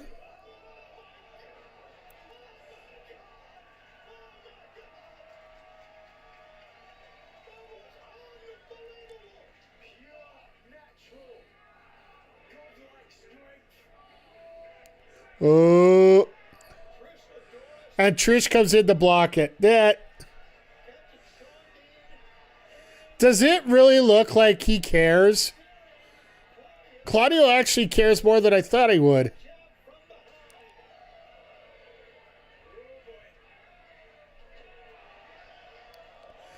Claudio don't care if you a man or a woman.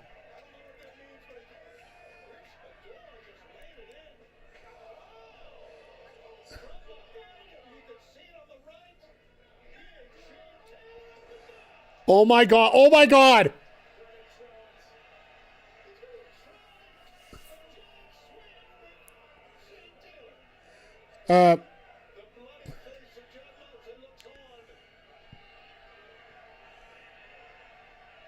I believe the term you effed up. Adora's going swinging. She is going swinging out of this.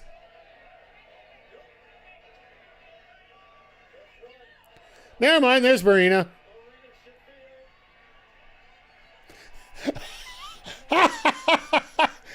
Marina's like, you better fucking swing this guy.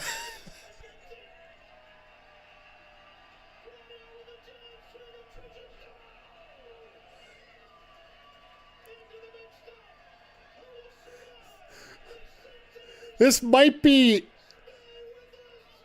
I think that's the most amount of enthusiasm I've seen out of Marina Shafir in a very freaking long time. That was pretty awesome right there. And hilarious all at the same time.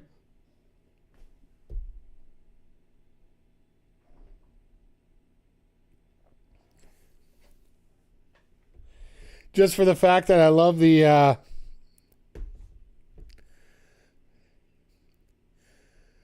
She's always so stoic and she's always so pissed off. She's never really that excited. And I love seeing it. Just get that extra bit of adrenaline out once in a while.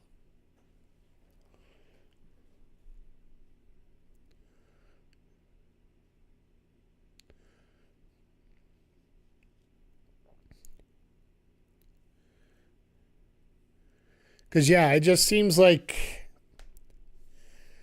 It seems like something that should be done more often, in my opinion at least.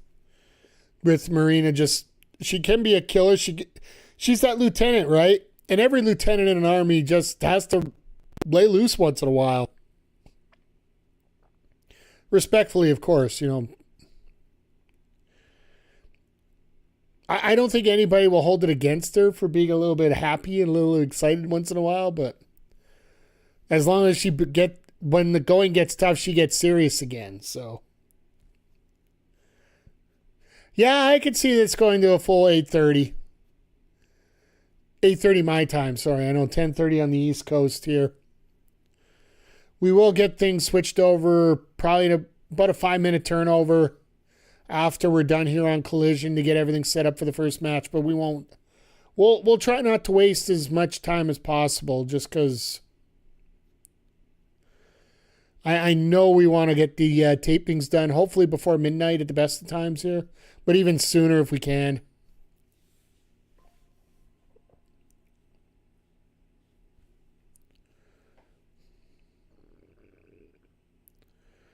Knowing my luck, we'll end up having the tables match to start off. Madness this week will go to about 10 seconds. It's either going to go 10 seconds or 20 minutes. Either way, we'll have a resolution rather quick.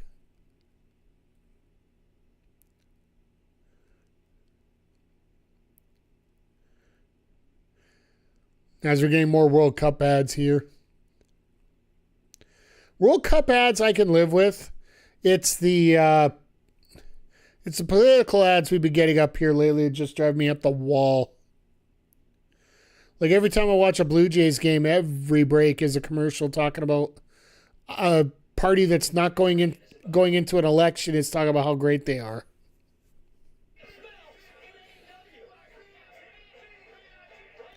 They're too busy showing off, and there's a table being set up in the ring.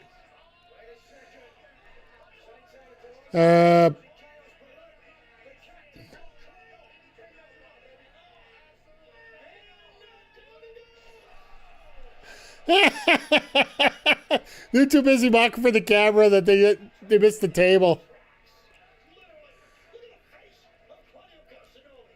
Well, this match got changed up in a hurry.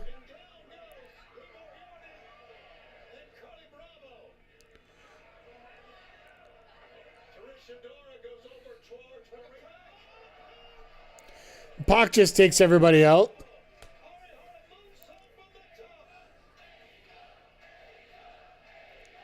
You gotta love it when they're leaving a city. They're just gonna end it with complete chaos. Every once in a while, you just gotta do that, right? They did it in Philadelphia with a street fight on their last night.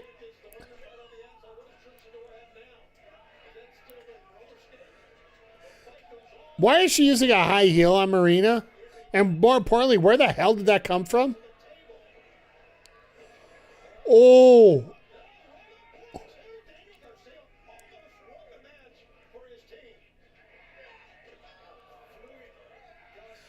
I love the fact that the two pure wrestlers are in the ring here having a pure match in the middle of this chaos.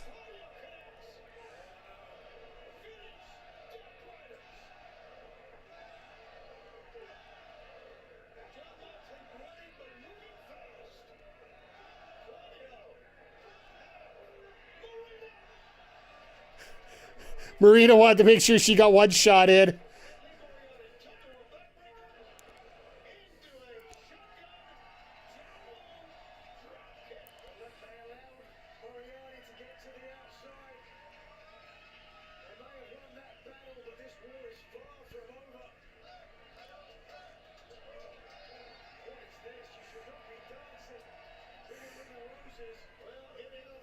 No, they're regrouping. That's why.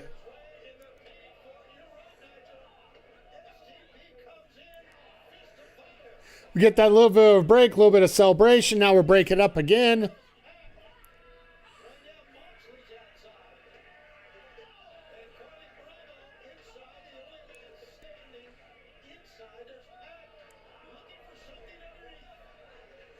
Oh, here comes Pac with another table.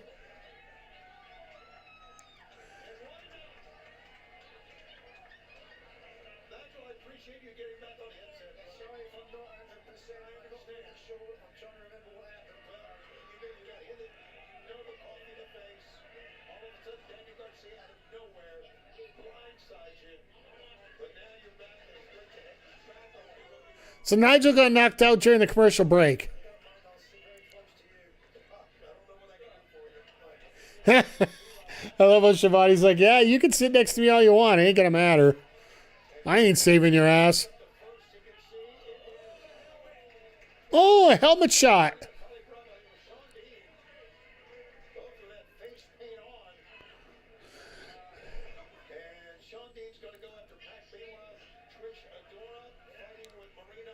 Somebody's going through a table.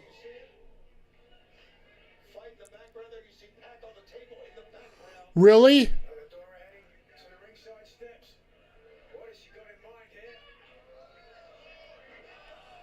Ow. That hurts like a mother for both of them.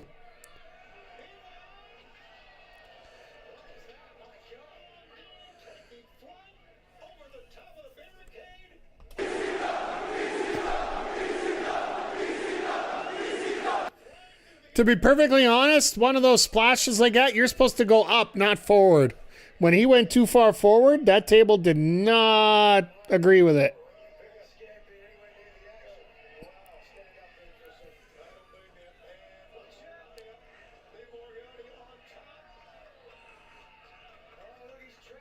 Octopus submission on the outside. You might not like the result of this. Hashtag white noise coming up. White noise through the table.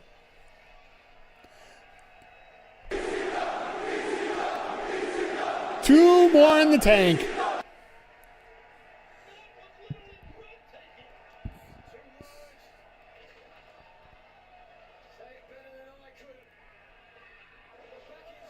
Now Garcia's in there with Carly. You know they got to finish this with Moxley getting the pin on Taylor and just get sort of the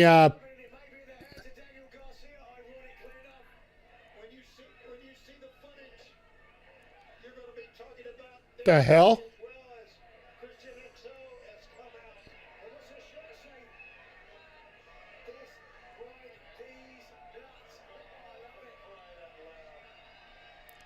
Death ride these nuts.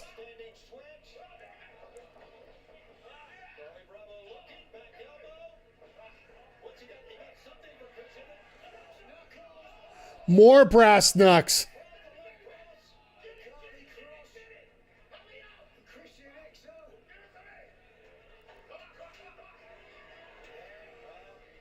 What do you need a chair for? He's knocked out.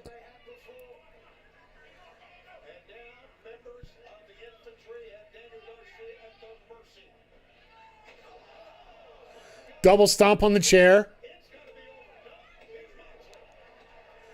And Moxley says no. You knew Moxley would be in the end of this.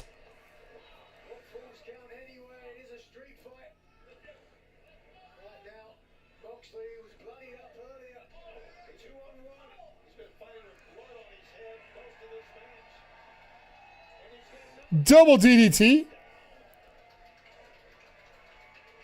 Or do we call that a DDR, a double death rider?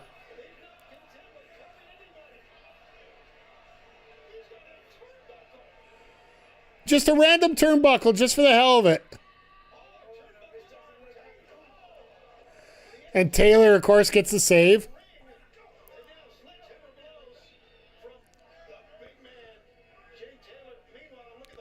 Garcia busted open because of those knucks.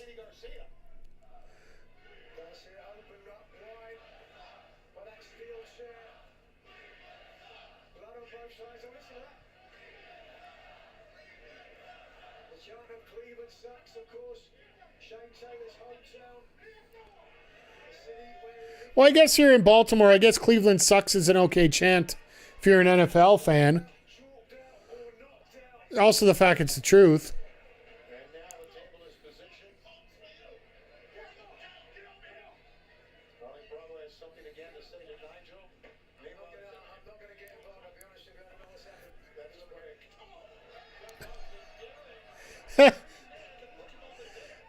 Oh no, here we go. Bam, bam, bam, bam, bam, bam, bam, bam, bam, bam, bam. Shield power bomb.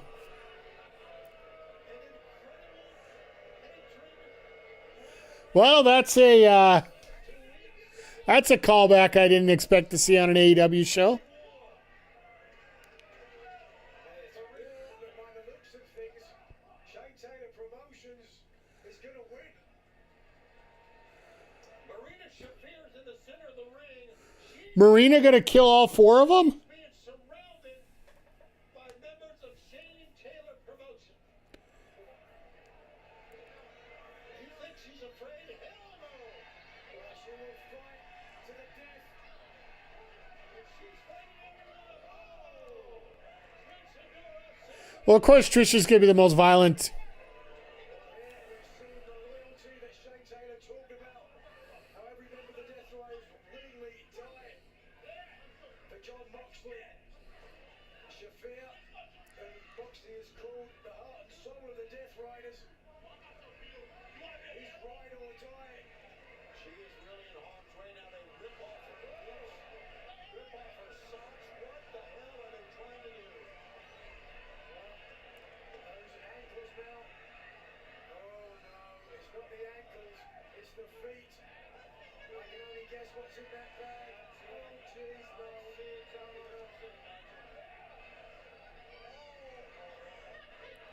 Lego! Oh, they got army men with the glass and the tacks. Shafir hasn't got a choice. Oh gosh. Marina Shafir.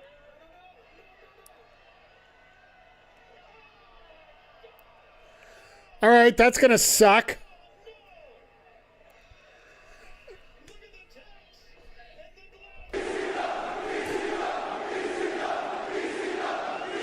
And she's grinding it in. Oh, they done pissed her off now. And Trish just ate it. And Moxley's like, no, we're not going to have this. Well, that's Claudio, never mind. Claudio's using Pac to get rid of the infantry and Taylor. This is actually a pretty cool finish. Danny Garcia's got him. Lee Moriarty with a knee lift. The pickup. There's a Border City stretch in the center. Border City stretch. Oh, that was an awesome reversal.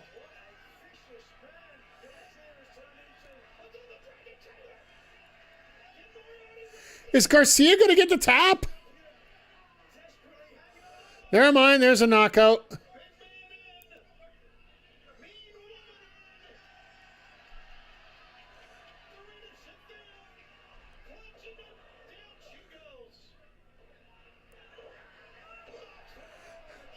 And Taylor all over the glass and tacks.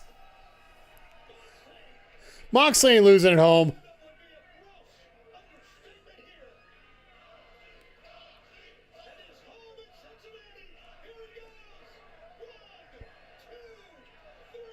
And you got to forgive Marina for not wanting to get involved in this. Because they're all walking through that glass.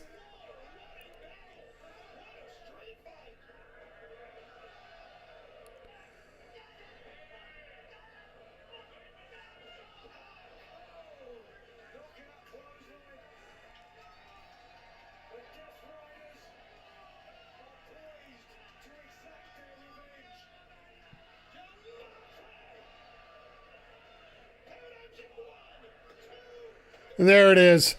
Paradigm shift on the dot. It honestly looked like either side was going to win this. That was a fun match to end the night on. A solid start of the night. A solid ending of the night. Honestly, a couple little spots here and there that were a little bit...